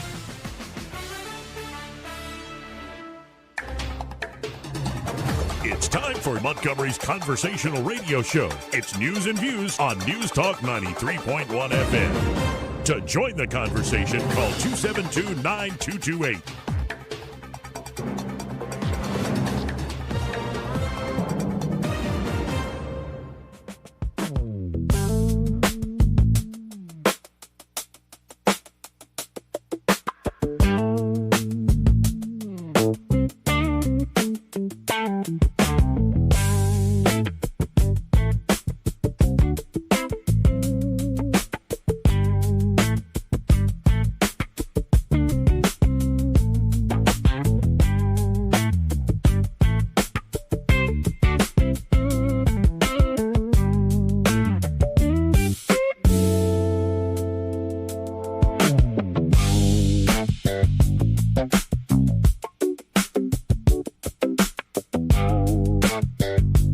Joey Clark. I liked it. You know, Jesse had a good idea yesterday. Yeah? Of y'all sitting in a room and doing some picking and grinning. Yeah. I think it'd be fun. It would be fun. Do some storytelling, some picking, some grinning. Be great. And I don't like really learning other folks' songs too much. Like, I've really always been people like play guitar. What do you do? I'm mostly noodle. That's why this AI app has been kind of great. I can just play with ideas like I come up with on the spot and develop them into things quickly. But yeah, that's always, I think, fun to get with somebody who's got talent, could sing, has a different, say, skill set than you, and see what happens in a day. I agree, 1,000%. I got a chick that plays piano too, and I got a karaoke machine, Joey. So I'm ready when y'all are, buddy. Now, what have you said is your go-to song? Who? What is your karaoke go-to song? Well, right now it's Careless Whisper, but I feel like I need to change that. You know, I've gotten older. And Never gonna dance Joey, again. don't get me going. I won't shut up. But I think Guilty Feet have got no rhythm. Yes. I think I'm going to change to something more upbeat so you can get the crowd involved a little bit better. You know, Money. Money's a good one. Like a Pony. Let the bodies hit the floor. That's another good one. That one gets people going. What about Dancing with Myself? I don't know why I'm going with Billy Idol cover. Billy Idol, though. I do love some. That's Billy a great Idol. song Yeah, that right is a there. good song. Eyes Without Especially, a Face. Oh yeah. I don't know though. I probably would come out with some '80s pop, like some Richard Marx. See, the problem though with that song for karaoke is the best part of Eyes Without a Face is the guitar riff near the end. Well, you don't play air guitar? Oh yeah. Okay. Yeah. Just make sure. I mean, it's part of the stage set, Joe. You don't just stand there while the musicians play. You're playing too. No, this morning I was telling Eddie when I first walked in, I was like feeling pretty today. I don't know what that was, why that is. I was just in a good mood. And were you putting out the vibes? No, I wasn't putting out the vibes. Don't be afraid to put out the vibes. I was Joe. singing this morning. There was a vibe, but it was more a peaceful one. Oh, there's nothing wrong with that. Really peaceful one. But Rod Stewart, some guys have all the One of luck. my faves, man. I just came on randomly. Haven't heard that song in years. I'm like, I like this song. That is a great song. I love Rod Stewart too. Yeah, I remember. And that's one thing I hope, whether it's with my niece or if I ever have my own kids, whatever, is like being able to introduce them to a lot of the pop culture that I really have. Like, I look back and I fell in love with on my own. With my parents gave me some influence, my uncles gave me some influences, but the radio. I just, for some reason, lapped up American popular music. So I remember the first time, like, and that's the problem with a lot of pop music. Okay, I've heard that song, and you wear it out to death. Yeah. And there's a few things that stick with you, but I remember the first time you hear, like, Maggie May. That's a great song. And you're like, what is that? The Beatles' Day in the Life. Yeah. Anything that has that great rhythm change and can still maintain a good beat, I love that. Mm-hmm. You know. And then there's others that kind of grate on your, like, I don't know if I like Every Day I Write the Book by Elvis Costello. It gets a little old, but honestly, at that time, I liked Elvis Costello because he was new. That was British invasion music. So yeah. What's the album where it's got No Dancing and Welcome to the Working Week, and that's a good album. I can't remember. Yeah, My Aim Is True. My That's Aim the is True. My Aim Is True. That's the name of that album. But that's Then crazy. I went through a Blondie phase. Blondie? Oh man, some of her early stuff is Yeah, awesome, maybe dude. one album. Yeah, no, I I Want mean Candy? it. Yeah, no, like the early stuff. Parallel Lines. Oh, good lord. Great album. Parallel Lines is an awesome. That's right up there with my Don Johnson stuff, buddy. No, it is not. Yes, no, it you watch your mouth. I'm telling The you, Don man. Johnson stuff is nowhere near that stuff. It's that great. Yes, it is. Okay. Well, I think you just don't know what I'm talking about. Yeah, I know what you're talking about. It's just sad. It's just sad. It's just sad. Let's go to Babs. Hey, Babs, how you doing? How you doing, Babs? I was afraid you were going to another break before I could get on. No, Good it's all good. afternoon, gentlemen. Afternoon. I wanted to tell you, I just got back from the Montgomery Republican Ladies Meeting, and there was a gentleman there who is also a pastor. His name is Pastor Troy Towns. And I gave him your name and Greg's name and the times that y'all are on and also the phone number. And he said that he knows both of y'all from back in the day. But he is the head of the Minority Republican. I think I remember in meeting Troy when I Montgomery. worked with Dan Morris, yeah. Yeah. So I'm hoping he's going to call, and you'll let him talk for a little while course. on your show. So very impressive gentleman. So, and a Republican, you know, he's a black pastor. So I thought that would be a great thing. Oh, yeah.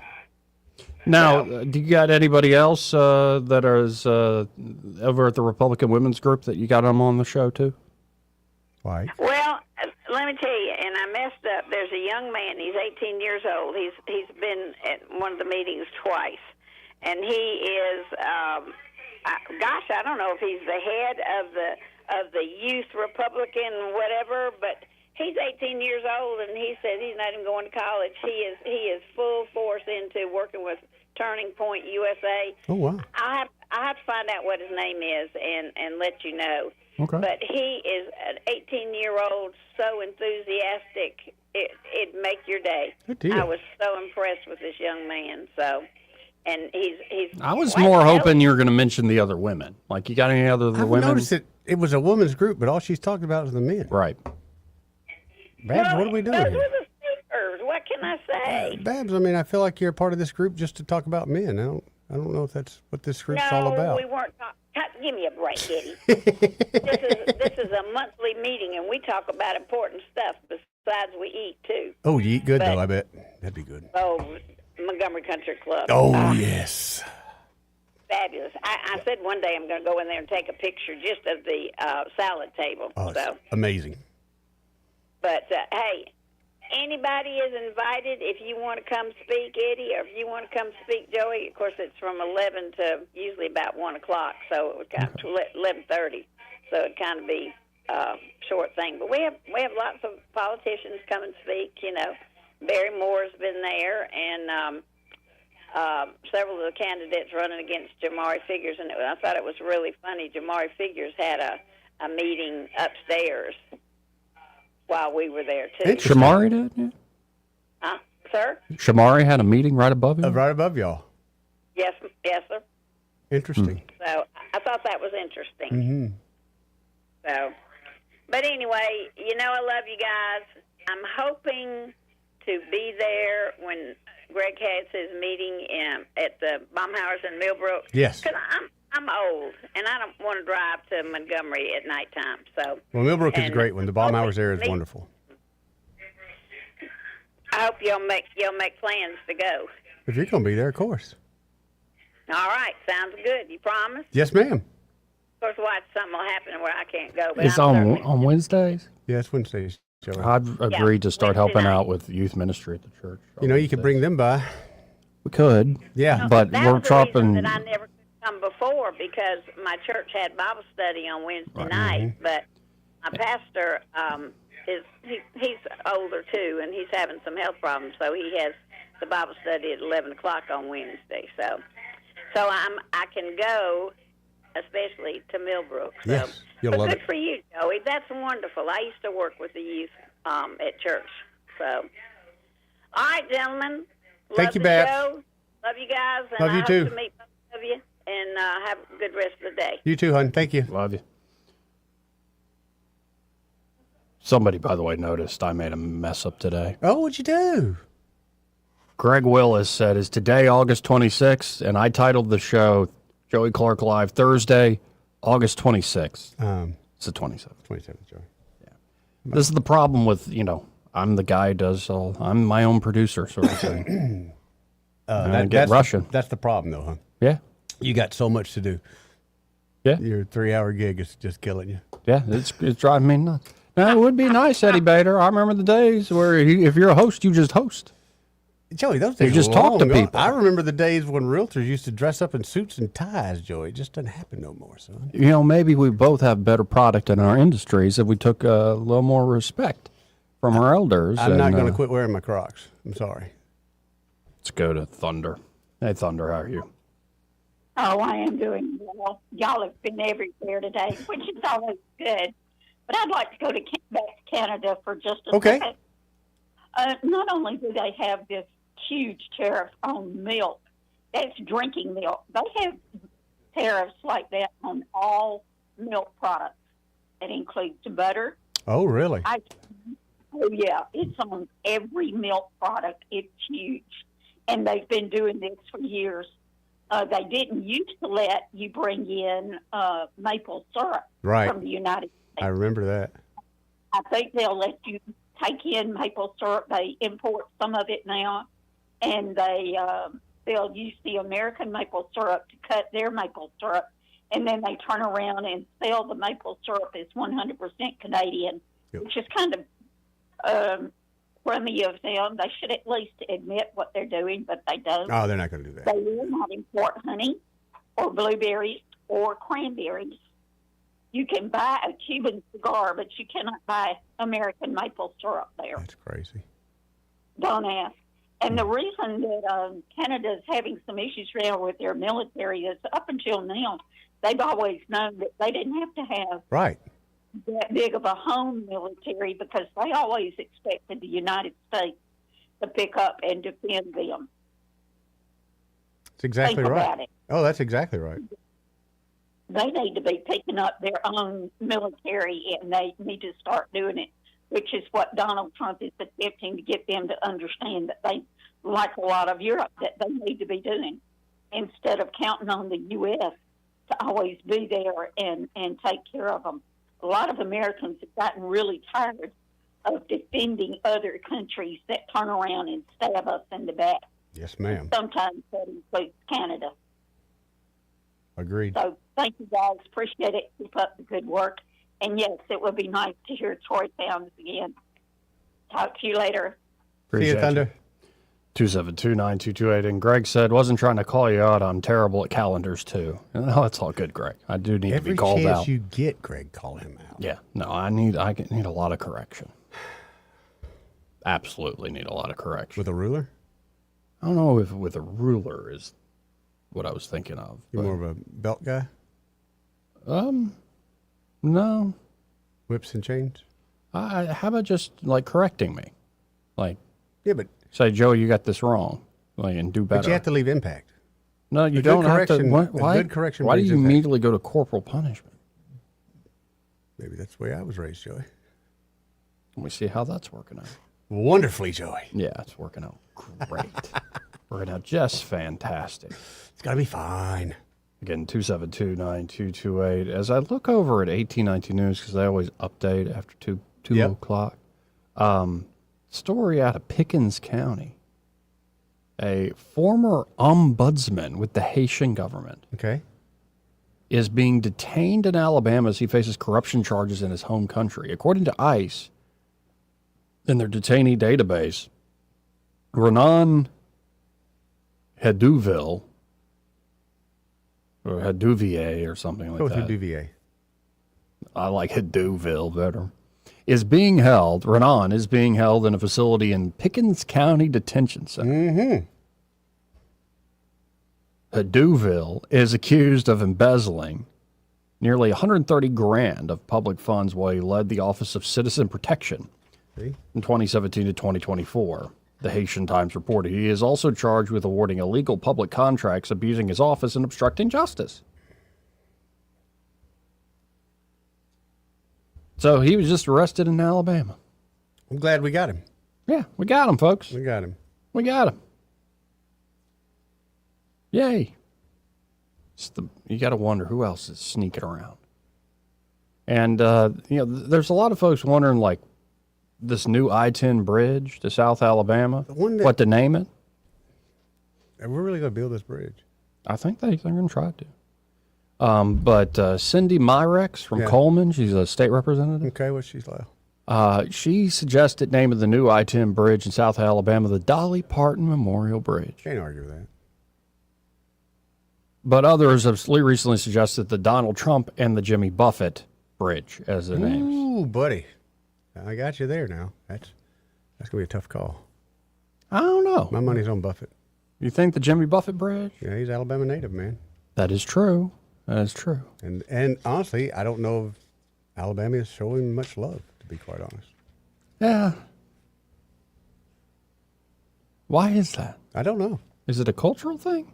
I don't know. I think I know a lot of Alabamians love him, of course, but not like he is loved worldwide, especially United States wide. I mean, where did all his concerts at? He'd do closest one would be Atlanta or Mobile, Gulf Shores. Miss that man. He was a great man. Yeah, it's interesting who gets the accolades at the end of the day. Mm-hmm. is very interesting. Hey, what was that joke yesterday about Dolly Parton? Two beautiful hits. Singing her two great. What does Dolly Parton do in the bathtub? That's it. Singing her two biggest hits. You got it wrong. I tried it earlier. Screwed it up again. Right, but it's actually an Islands in the Stream joke. Right, but the two biggest hits work really well. By the way, yeah, Canada is striking back because boy. again earlier today, Trump officially. This is the biggest news of the day. Trump officially renamed Lake Ontario to Lake of America. I love it. Lake of America. Love it, man. But Canada's Canadian Broadcasting Company or whatever it is, CBC. they've instructed staff not to call 9/11 a terrorist attack in news coverage. Why would you do that? Why would you do that? Yeah, that's below the belt there. Yeah, it is. Just a little bit. Yeah, you don't do that. It's all right. Let's let some people go in there and whoop their ass for a little while. See how much they like it. The Canadian Broadcasting Corporation instructed its staff not to refer to the killings on 9/11 as terrorist attacks ahead of its coverage of the 25th anniversary, which, again, you think about America 250, but, it will be 25 years since that day coming up here in September. Man, that's wild. The public broadcaster reaffirmed that it would avoid using words like terrorist and terrorism when describing events, directing its staffers to follow the long-standing company policy that previously landed them in hot water during their October 7th, 2023 coverage. Do not refer, this is from an internal memo, an actual quote, do not refer to the September 11th attacks as terrorist attacks, the memo reads. The hijackings led to passenger jet crashes in Washington, D.C., Pennsylvania, and Manhattan. The World Trade Center was destroyed. By who? Who did the hijacking? Somebody's name on that memo, Joey? The memo was signed BB, which the Toronto Sun, which first published the letter, identified as Bassem Bashra. Yeah, he sounds like a good old boy. Senior Director of Journalistic Standards and Trust at CBC News. CBC defended the memo as a reminder to its journalists to adhere to its decades-old practice, claiming that using charged phrases like terrorist attacks would diminish their ability to remain impartial. They don't call it what it is. Trump needs to make it 100% tariffs. Yeah, that's kind of below the belt. Our focus is to report the facts of such atrocities with accuracy, clarity, and detail, to convey the scale and scope of violent acts wherever they occur, to quote the people affected, and to convey the views of officials and experts on these events. We bear witness.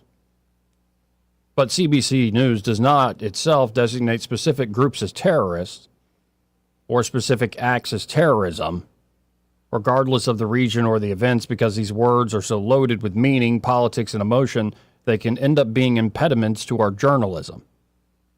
I disagree. I wonder if somebody flew a plane into the CBC, what they'd have to say about it. Yeah. Well, that's the thing. They don't have to worry about that kind of thing because they have us as their big brother. Big brother always takes the hits. Well, that's pretty crappy.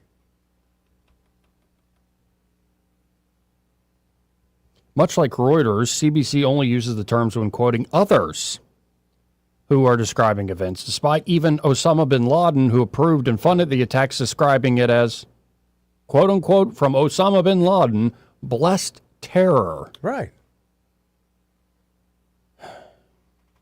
No, it just shows a little bit of the cultural divide between the United States and it does. But most of Canada. Your Canucks that are in that right there, they're holier than thou type people. They're not your true representatives of Canada, which is sad. Yeah, that's enough to really annoy you. Yeah. 272-9228. Now, another crazy, like, because it is a bit of a slow news days in terms of the hardcore politics. This is being reported at the New York Post. It was a long time second coming. Okay, they had to do a pun even for this. After years of searching, the Italian archaeologists have discovered an ancient site that matches a Bible description where Jesus Christ was buried. For a preliminary study in the Jerusalem Archaeological Journal, Liber Annus, we have found evidence of a funerary landscape, said the lead archaeologist. The researchers had been excavating Jerusalem's Church of the Holy Sepulchre, a 4th century Roman church that was built on over a holy site where many Christians believe Christ was crucified, buried, and then resurrected on Easter Sunday. As a result, it's become a mecca, of course, for religious pilgrims from around the world, attracting around 4 million visitors per year. During the final phases of excavations in 2025, they began 3 years prior during a floor restoration. The team found a peculiar landscape that suggests they might have been onto something. Underneath the church was an abandoned quarry, cultivated plots of land, rock-cut tombs, and an ancient garden. Coincidentally, the book of John describes, quote, "At the place where Jesus was crucified, there was a garden, and in the garden a new tomb, in which no one had ever been laid." It's literally from the Gospel of John. While no one had been found in the tomb, as you would expect. Right. If you believe the story is true. The abundance of parallels was nonetheless compelling. John 19:20 says that the crucifixion occurred close to Jerusalem, while Hebrews 13:12 claims that it occurred outside the city gate, the exact location of the quarry at the time of Christ. Another point of fascination, sections of the quarry measured 20 feet deep and had been filled with dirt, suggesting it had served a pastoral purpose. So essentially, like, the tradition is at the Church of the Holy Sepulchre, and they're like, well, we did some archaeology there, and yeah, it seems the tradition's right. Mm-hmm. Who would have thunk? Interesting. Fascinating. I didn't know they were doing that, but that is one part of the world where you just keep doing more digging, and you start to realize all these books that they come to life in a way that is just kind of remarkable. When we lived in Turkey, and granted it was back in the 80s, we would go to Ephesus and different places, Sardis Library. Beautiful, but it's just ruins. But they were just places people herded their goats. I mean, you could literally, and it wasn't uncommon for you to bend down and pick up a piece of pottery. And you're like, right. It was just so crazy. Even then, as a very young kid, I was like, why would someone not over here digging? Well, the Turkish people and the government didn't really want that. They were worried people were stealing and things like that. But I've never understood why they just didn't just do a mass digging. It's kind of like, well, we'd be digging everywhere. I guess you're right. This place is so old and has so much history. We got to, pick our spots. Yeah, but like Ephesus, the Colosseum in Ephesus. I mean, to see that is just amazing. Incredible. Yeah. Again, 272-9228 if you want to get in on the conversation. It's 334-272-9228. You ever a big roller coaster guy? I used to be. I never was. The wooden ones, they start hurting my back after a while. Now, I love the rail ones, the smooth roller coasters. Absolutely love them. Absolutely. Yeah. Well, go ride some? No, I've never been a coaster guy. Of course not. Of course not, yeah. Yeah, I'm good, man. I'm good. Well, and especially after hearing a story like this. Okay. Six Flags had to actually close one after the latest victim needed emergency brain surgery. Oh, good Lord. It's a Six Flags roller coaster. It's been linked to 2 deaths and numerous injuries over the past 24 years. It's been shut down after 2 riders suffered catastrophic injuries and needed emergency brain surgery in incidents just days apart this summer. Oh, wow. Officials at the Magic Mountain theme park in Valencia, California, finally took action to close the troubled 24-year-old X2 coaster after the pair of latest terrifying incidents last month in which riders were injured.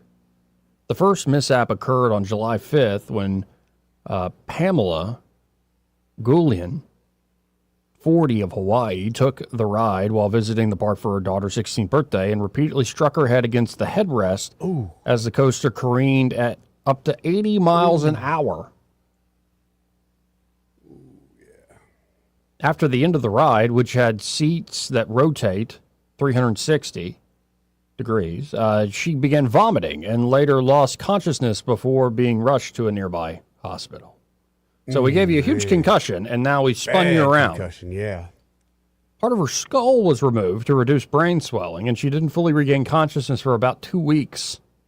Just 6 days later, Los Angeles resident Naomi Greer Wilkinson, 25, lost consciousness after riding X2 with her siblings and had to be rushed into emergency brain surgery. She remains in a coma on a ventilator. Oh, man. X2 was shut to the public on July 12th following that injury, and the ride remains closed at this time. Families of both women injured in July said they reportedly were offered food by Six Flags representative, including from McDonald's, but otherwise have heard nothing further from the company. Yep. That's how that goes. Wow.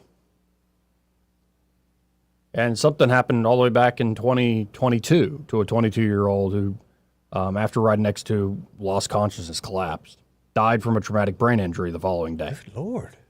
I would have thought I would have killed it right then. Yeah. Wow. Holly's death was ruled an accident caused by blunt head trauma from a park ride. Bumping around. By the medical examiner there in L.A. County, Los Angeles County. Really physically see how it would be bouncing off. His family sued Six Flags in 2023, and the case was set for trial in September before reportedly being settled for an undisclosed amount. At least 70 complaints of head or neck injuries connected to X2 were made in the 3 years before Holly's death, according to an expert retained by the family who cited internal Six Flags records.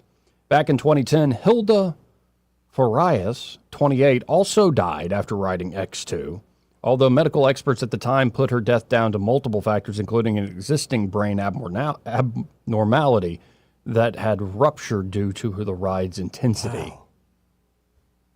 Yeah, see, like, I'm not a big roller coaster. In fact, like, if I am going to do a roller coaster, I would much prefer, even though it can actually be scarier in a way, the wood coasters. I hate the wood coasters. They beat the crap out of you.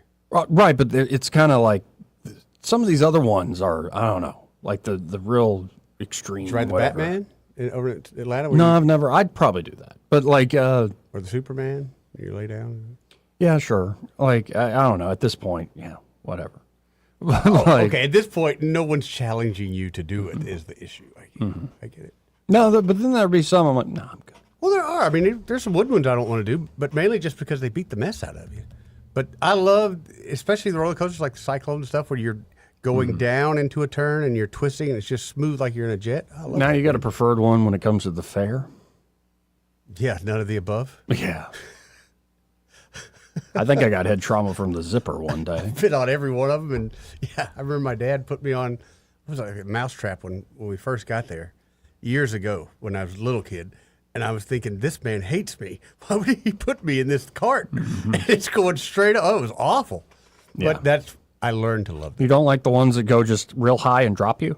No, I've done those a couple times too. In fact, I had one videoed because I swore I'd never do it again. So video it one time. Now, I do remember getting a kick out of and actually enjoying what they have. I don't know if it's still running up there at Huntsville at Space Camp. That drop? It's not a drop though. It's like it's different than it's not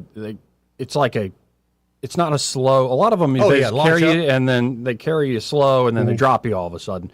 This one instead was like launch you, yeah.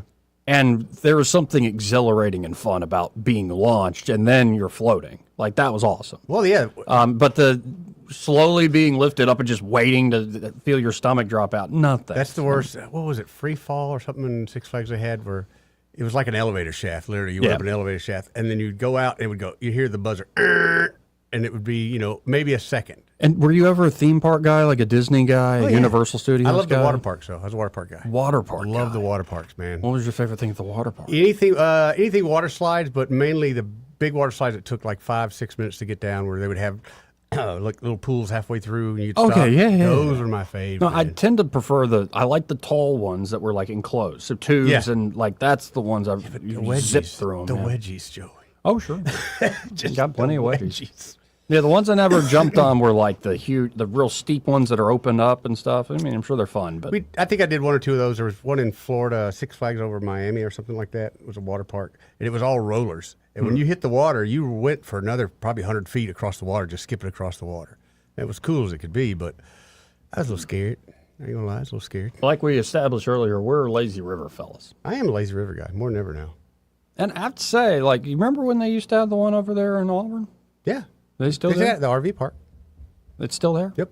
Oh, wow. See, and that's the thing when they said Montgomery Whitewater. That's what everybody people thought. were thinking like a water park. Yeah. Which would be fun, honestly. It would be fun. It would be fun. That's a little different. I think I would rather have a lazy river than a pool, to be honest. I'm sure a lazy river is a lot more expensive, but I don't care if it just went around the house. I don't care, like a moat. Just hang out? Yeah. Nothing wrong with a lazy river. Mm-hmm. What about the wave pool? You're a wave I pool love guy? the wave pool, but he had too many people that just didn't. You get hit by people and stuff. Rubes. Just rubes. Didn't know what to do. But yeah, I love that, man. Anything like that, water park especially. Now that I think about it. No, then we're just on this theme. And because it really is a slow news day, and I didn't prepare much today. Just lost track of time. When's the last time you've been to the zoo? Probably about a year. How was it? That year ago. It was a little disappointing, but they were doing some renovation, so I'm sure it's better now. I know they put on a new entrance to it and stuff. We've got a great zoo. I hate where it's located, but I think all zoos in cities are usually the worst places. But well, somebody asked me, like, when's the last time you went to the zoo? And I was like, just by myself. Yeah, you don't need to. Yeah, no, and they were like, oh, yeah, that's pretty good. No, but when your niece comes back down, that's what we do. We take the kids to the zoo. It's exciting then because you get to see them seeing a lot of these animals live for the first time. Can you imagine if you just went by yourself? It's like, is he watching the animals or watching families? What is he doing? I would feel very uncomfortable. Yeah, I wouldn't want to go. It's just a dude. Right, just hanging out at the zoo. I just want to see the giraffes. Maybe it's a place to meet cool chicks. Yeah, it's like single moms. Yeah. Anyway, like, what do you like to do in your free time as you're like feeding the giraffe? Hey, actually, okay, hold on. That could be a whole thing. It could be a safety night that you could come, safety single night at the zoo. Because they have security, maybe not alcohol drinks or nothing, but you could kind of walk around the park being single and mingle. I think that's a good idea. I think they do some adult stuff. Oh, do they? I know they do the Halloween, which I love, and they set it up for Christmas too, which is cool. Mm-hmm. But the best thing they got at the zoo is that pond that they will not let me in. Pond? Joey, the story behind that pond. Okay, there's a pond at the zoo. Brockway Glass used to own that. Brockway Glass was an industrial thing back in the day. It's a gravel pit. No one knows how really deep it is. Mm-hmm. Sadly to say, many of Howling Gardens and Chisholm children drown in that pond. Yeah. They put the fence around it. So it's deep enough. It's plenty deep, and it drops off super deep. But the amount of large fish that are in that pond are amazing, and I feel like the zoo should open that up to people like me who want to come fish it. Because it hadn't been fished good in 40 years, probably. Oh, there's probably got some monsters. There's some 15-pounders in there. There's some 15-pound bass in there. Monster bass down there. Yep. Probably good eating. Well, I don't know. Yeah, that's a pretty that isolated. I think that pond's kind of a catch-all there. It might be a little nasty, actually, to eat anything. It's very clear, but I've learned that from wastewater management, just because it's clear water, don't mean it ain't stanky water. Mm-hmm. I think the last time I was at the zoo would have been 2012. Yeah. 2013. Oh, wow. Or I'm working one summer for Parks and Rec. And, they keep a lot of people on staff. At least when I was doing the summer job, a lot of people would be on staff, and they'd have their regular gigs. And you would notice that we would be overstaffed, like for an average day. Sure. But the reason you staff so much is on big days. You got to have those people. You got to have the people. Yep. And so we had to set up a massive tent at the zoo. And that was quite a project. Yeah. I actually got it stood up pretty quick. Did you do any of the hammering of the stakes? No, that was not my job. Them dudes? I was just more part of the crew of pull. Yeah. And you had the good job, Joey. Yeah. Them dudes that hammer the stakes, don't ever let one of them hit you. No, and I'm glad I wasn't running the operation because I would have to figure out, I'm not good with tools. I'm like, what is this? But then it was kind of great. But then I'm like, oh, this is why they have these many people. I mean, that's what you have to. Granted, half the day you're probably not doing nothing, but the other half you need twice as many people. So. And I have a vague memory of coming in like the part of the zoo that isn't open to the public. Kind of like the back end. Yeah. Where some animals are being taken care of too and staying. Yeah. By the pond. By the pond, man. You got something about that pond. Dude, that pond is many of Howling Gardens and Chisholm folks have many of. I would love if somebody just goes, I don't want to go, but like somebody else should go by the zoo and give us a report on how's it doing. What are the exhibits like? I'm too worried, Joe. Was there a particular animal you liked at the zoo? Too worried one of our audience members would drive by the zoo now, hold their phone out the window, and hear the gunshots and say, yeah. No. There's something going on at the zoo. No. But when I was a kid, this is no lie, we had a lion, or they had two lions. Yeah. But you would hear him all night long. At night? At night. And every redneck, roar all night. Roar. All night. And every redneck in the world would say, I wish they'd let that SOB out. Just let him out. Let him roam. Let him roam. He wants to be set free. Everybody was so sick of hearing that thing roar all the time. Good Lord. Let him free. Been good times. Yeah, I remember liking the parrots, like the big old macaws Yeah. they got over there. They're beautiful birds. Yeah, I remember the whole bird habitat. You walk in it. Yeah. That's really cool. Mm-hmm. And I don't know if the snake house is still going. That was my favorite thing probably as a kid. Really? Like the reptile house. I've never been a huge snake guy. No, because they creep me out. There's Yeah. like a primordial fear there, but they're also amazing. They are, but I like them over there. What do you think about people that own snakes as pets? I think they should have their hard drives checked. I think they're all right as long as they're not talking to it. I think that's how all You know this why? Okay, there's a story of started. a lady that had a big boa constrictor. She was 5'8". Her boa started out at 4 foot. Okay. Eventually, it got as long as she did. Was tall. Yeah. And it used to lay beside her in bed. And she would tell her vet, "My snake loves me so much, he lays beside me every day." No, like this And is finally don't the finish vet the came back story. and said, "Hey, the reason he's doing that is because he's sizing you up. Because one day, he's going to eat you." Yeah. Guess what, Joey? That's what happened. She Joey. got eaten? She got ate. 6 foot snake.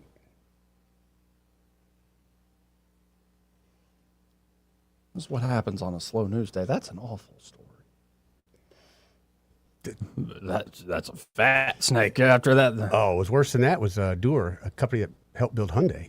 They built some stuff over in the jungles, and there's a worker that went missing, and they found the snake that had the worker in him.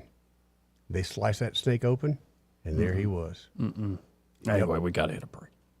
And there's other times. Yeah, let's stop talking about animals eating people. This part of the program brought to you by Bo Goodson and the Goodson Group. And there at the Goodson Group, Bo and his team are ready to help you, whether you're looking to buy or sell property. That could be a land or a house here in the Montgomery and surrounding areas. Bo's been working in the River Region real estate market for about half a century. And not only can they help you there at the Goodson Group with buying and selling property, but they have management services available should you want to rent out, say, your home.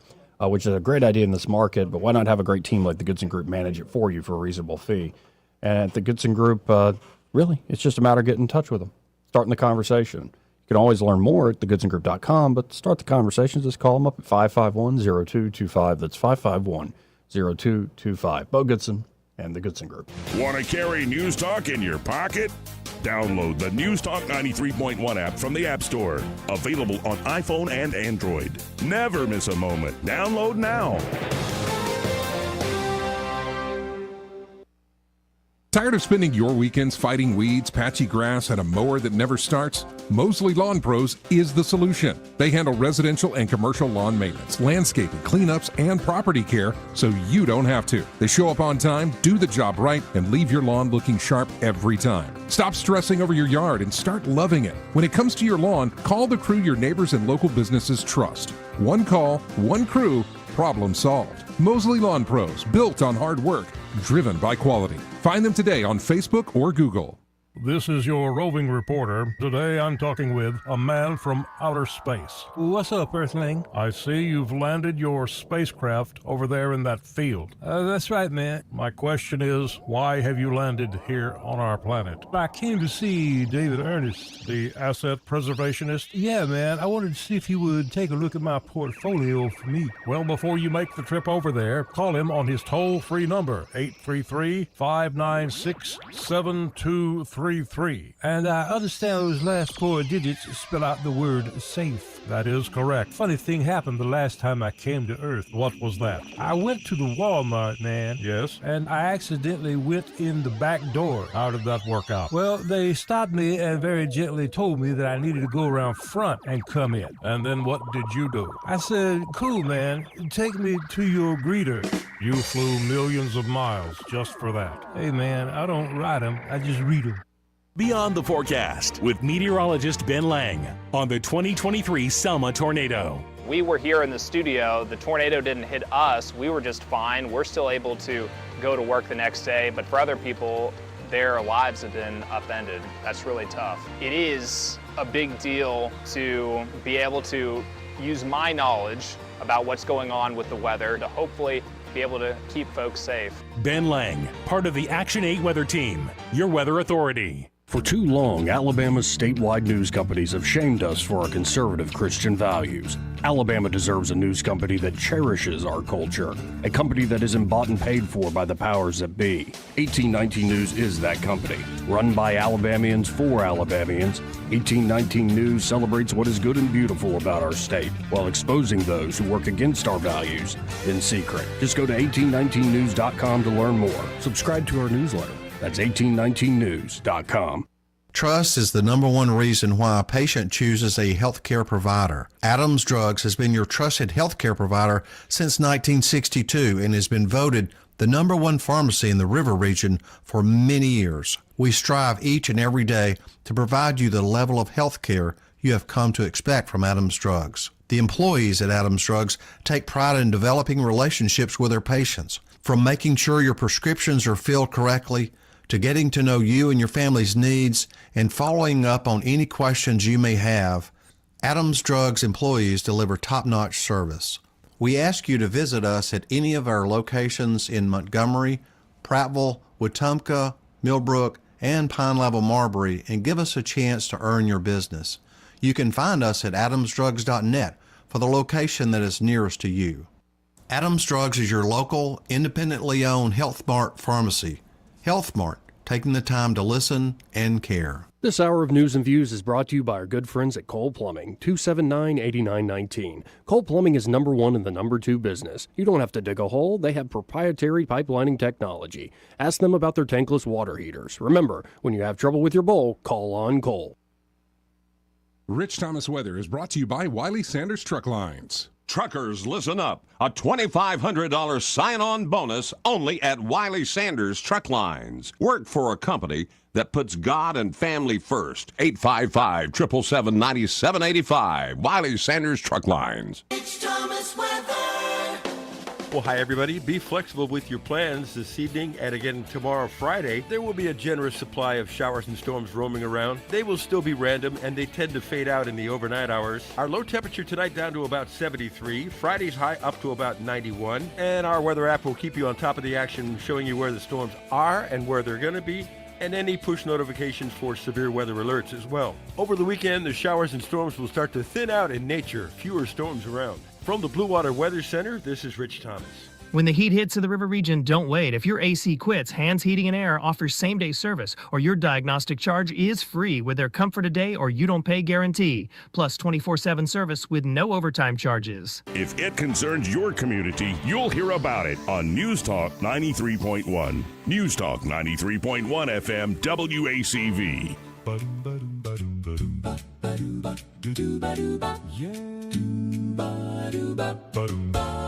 Middays, short drive, north side, west side, south side in Montgomery. It's I-J-O-E-Y, Joey Clark. And Eddie Bader.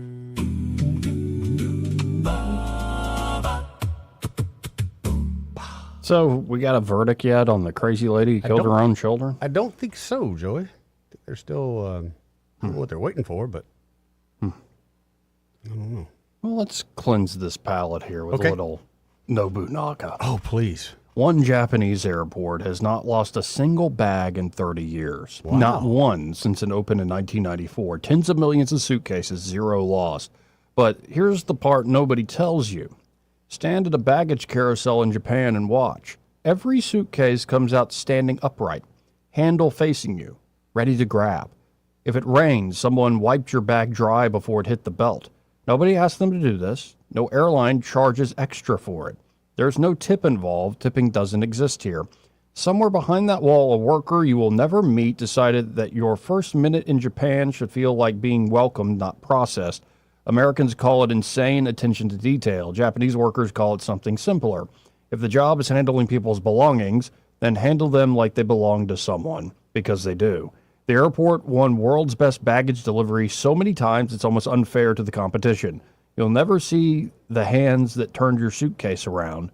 That's exactly the point. A little taste of Japanese culture, and we could maybe learn a few things. Oh, definitely. That's why I think next year it's going to be our trip. I hope you join us. If not, it's just going to be me. You're going to Japan? Yep. Really? Yep. The bucket list item, and things look like they're going our way. I'll be able to do that, and I'm going to go for at least a week. Do you have an itinerary yet about where you want to go in Japan? I got some places I want to go, so I don't have a full itinerary. As crazy as it is, I really want to go to, this is so immature, the restaurant that has the food on the conveyor belt. Of course, I want to do that. I want to go to the busiest intersection in the world, which I think is in Tokyo, big crosswalk and stuff. I've always wanted to go to some of those small, it sounds like a drunk, but those small alcoholic drinking facilities that they have the bars. It's like 4 or 5 people can sit in there, and that's it. It's just little places like that all throughout Japan. Plus, I'd like to see the polite society. Yeah. I'd like to see someone hold the door or not try to shut the elevator door when somebody's running to them. Somebody hold the door for you. I kind of really want to see that. Plus, have you seen, Joey, the TVs and stuff they have over there? Incredible. The TVs? Yeah, the video, and it's like a futuristic city. There he is. So I'm looking forward to that. I'll probably want to go to like some old churches. Oh, no doubt. That'd be great. Yeah, they got old Catholic churches there. I'd love to. I'd love to, man. I just think I really look forward to that. I always wanted to go there. Polite society. I've known a few Japanese people in my life, and they've always been wonderful people. Yeah, the oldest Sacred Heart Cathedral in Yamate of Yokohama, built in 1862. Wow. By missionaries. And I don't know. There's just there's a lot of culture there in Japan. That'd be cool. I really want to. I really want to. I'll probably buy me a sword while I'm there, that kind of thing. Really? You can. I watched this guy, this Alaska guy. He went to Japan several times, but he ended up finding a sword maker, and he's got a shop and all. He goes there, and you work with him for that day, making the sword with him, and then a couple of weeks later, you're at home, but he'll ship that sword to you. Amazing, man. And it's all done by hand. It's not no machine. It's you and him and the hammer. And on that note, you and him and the hammer, Mr. Bader, sometimes I just got to smile at you. We'll be right back. Want to carry News Talk in your pocket? Download the News Talk 93.1 app from the App Store. Available on iPhone and Android. Never miss a moment. Download now. Hi, I'm Carl Schmidt, naturopath and owner of the Herb Shop Wellness Center at 8161 Vaughan Road. You know, with over 30 years experience in natural wellness, I've seen countless health fads come and go. A few years ago, we added a patented technology that actually activates your stem cells. It reverses the aging process at the cellular level. However, you do need proper hydration and targeted nutrition. At the Herb Shop, our advanced scanning and testing technology allows us to accurately assess your nutritional needs and get a customized plan for you. Come in today and see what the Herb Shop can do for you. Hey y'all, Lewis over here at the Capital Oyster Bar on the beautiful Alabama River down here where we cook up that fresh seafood for you. You know, we got our RV park down here. We rent out pontoon boats. All that's good times, but let me tell you a really good time.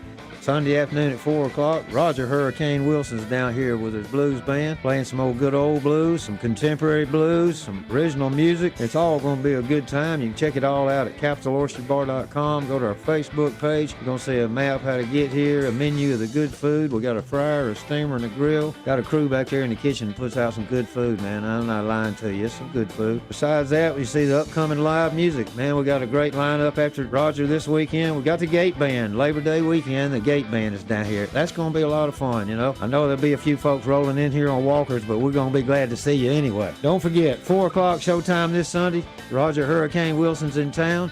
Good food, good times, good folks. Want you to come join us. This hour of News and Views is brought to you by our good friends at Cole Plumbing, 279-8919. Cole Plumbing is number one in the number two business. You don't have to dig a hole. They have proprietary pipelining technology. Ask them about their tankless water heaters. Remember, when you have trouble with your bowl, call on Cole. News and talk without the static. The River Region's most trusted voice. News Talk 93.1 FM WACV. Are listening to Joey Clark. Joey Clark. Joey Clark. Joey Clark. You're listening to Joey Clark. This part of the program brought to you by Josh and Leslie Ryder. They're at Dillon Rings, and at Dillon Rings, they are ready to help you across the board. Oh, yeah. Of course, the custom design work. Josh, the jeweler, is ready to go to make something. He loves making custom design pieces. So if you got an idea, or maybe you've got some older jewelry you want to update, these sorts of things, he can help you. Maybe you got divorced and you still got an engagement ring and a wedding band, and you don't want to sell them off necessarily. But you got the jewelry part of that. But you've got some valuable materials there. He could make something fresh, something new. For sure. So you can forget that fella. Makes it a little easier. And, of course, they can also do spa treatments. So maybe jewelry you wear all the time that looks like you wear it all the time because you love it and wear it every day. But what if it could shine and shimmer like it's brand new again? Oh, that'd be great. And, of course, repair work, especially if gemstones are starting to get loose and rattle a little bit. Maybe your ring finger's too small or too big now. Mm-hmm. Need adjustment. You need to adjust the size of your ring. They can do that sort of thing. And, of course, they have a great inventory from high-end, one-of-a-kind items to everyday jewelry items, including little starter sets and fun things for the kids. Yep. So check out Dill Enterings today. Just stop by 119 Brown Springs Road here in Montgomery, and be sure to tell them that Joey and Eddie, those fellas on the radio, sent you. And then also, we normally talk to Ray Bowles at this time. He's taking a little day off today. He's at the beach. Yeah, he was. All right. Soaking up the sun. So, but I imagine there's still some folks there at Prattville Carpet ready to take your call at 285-8117. You know, somebody's there, Joey, and they give the best discount. They do. Yes, they do. I don't want to say his name because apparently there's fights about that. Yeah, there's a bit of a rivalry going on. He does get the best. But if you're looking for new carpet, new hardwood, ceramic tiles, so maybe the bathroom or new backsplash countertops in the kitchen. That'd be beautiful. And they're learning all sorts of new tricks of the trade, by the way, too. Like the epoxy flooring. Yeah. Really cool stuff they can do for you there. So just call them up, 285-8117. They'll come out and do a free in-home measurement. You pick out the product you want to lay down to get it done. Just that simple. And be sure to tell them that Joey and Eddie, those fellows on the radio, sent you. People still remembering Dolly Parton today. Yeah. I got a feeling, and I don't want this to come off wrong, but I think Halloween, that's going to be your number one seller, Dolly Parton outfit. I think that's going to be your big thing. And we're still waiting on the jury deliberations on the woman who killed her own children. Yeah. Is it wrong for me, Joey, and you're going to tell me it's wrong, I think people like that, we should harvest the organs. There's a lot of good people that need organs, and there's a lot of bad people that are wasting them. No? No, I don't think we should harvest their organs. I think they should be burned outside the city walls. Well, then nobody should touch it. Get good As I said earlier, they didn't go far enough in Salem, Massachusetts, those many decades ago. I forgot about that. As I visited Salem, Massachusetts, I'm like, oh, it looks like the witches have taken over. Really? Actually, it's a really great restaurant. It had some, like different variety of oysters from up there. It was pretty awesome. It's freaking awesome. But it's oyster season, too. Actually, Salem was a lovely town. A little cold, but a lovely town, actually. But there's a whole section where I'm like, it's a little... Didn't go far enough? A little creepy. They didn't go far enough. I love that. And you start to see the politics coming out of that place. I'm like, they did not. Yeah. Because the lesson's always like the heavy-handed and like moral craze and all that stuff. And it's like, maybe the hand was too light. Ooh. Anyway, man, I'm open-minded about it. Yeah, not blaming anybody or anything. Sounds like it. Not blaming anybody for anything. Anyway,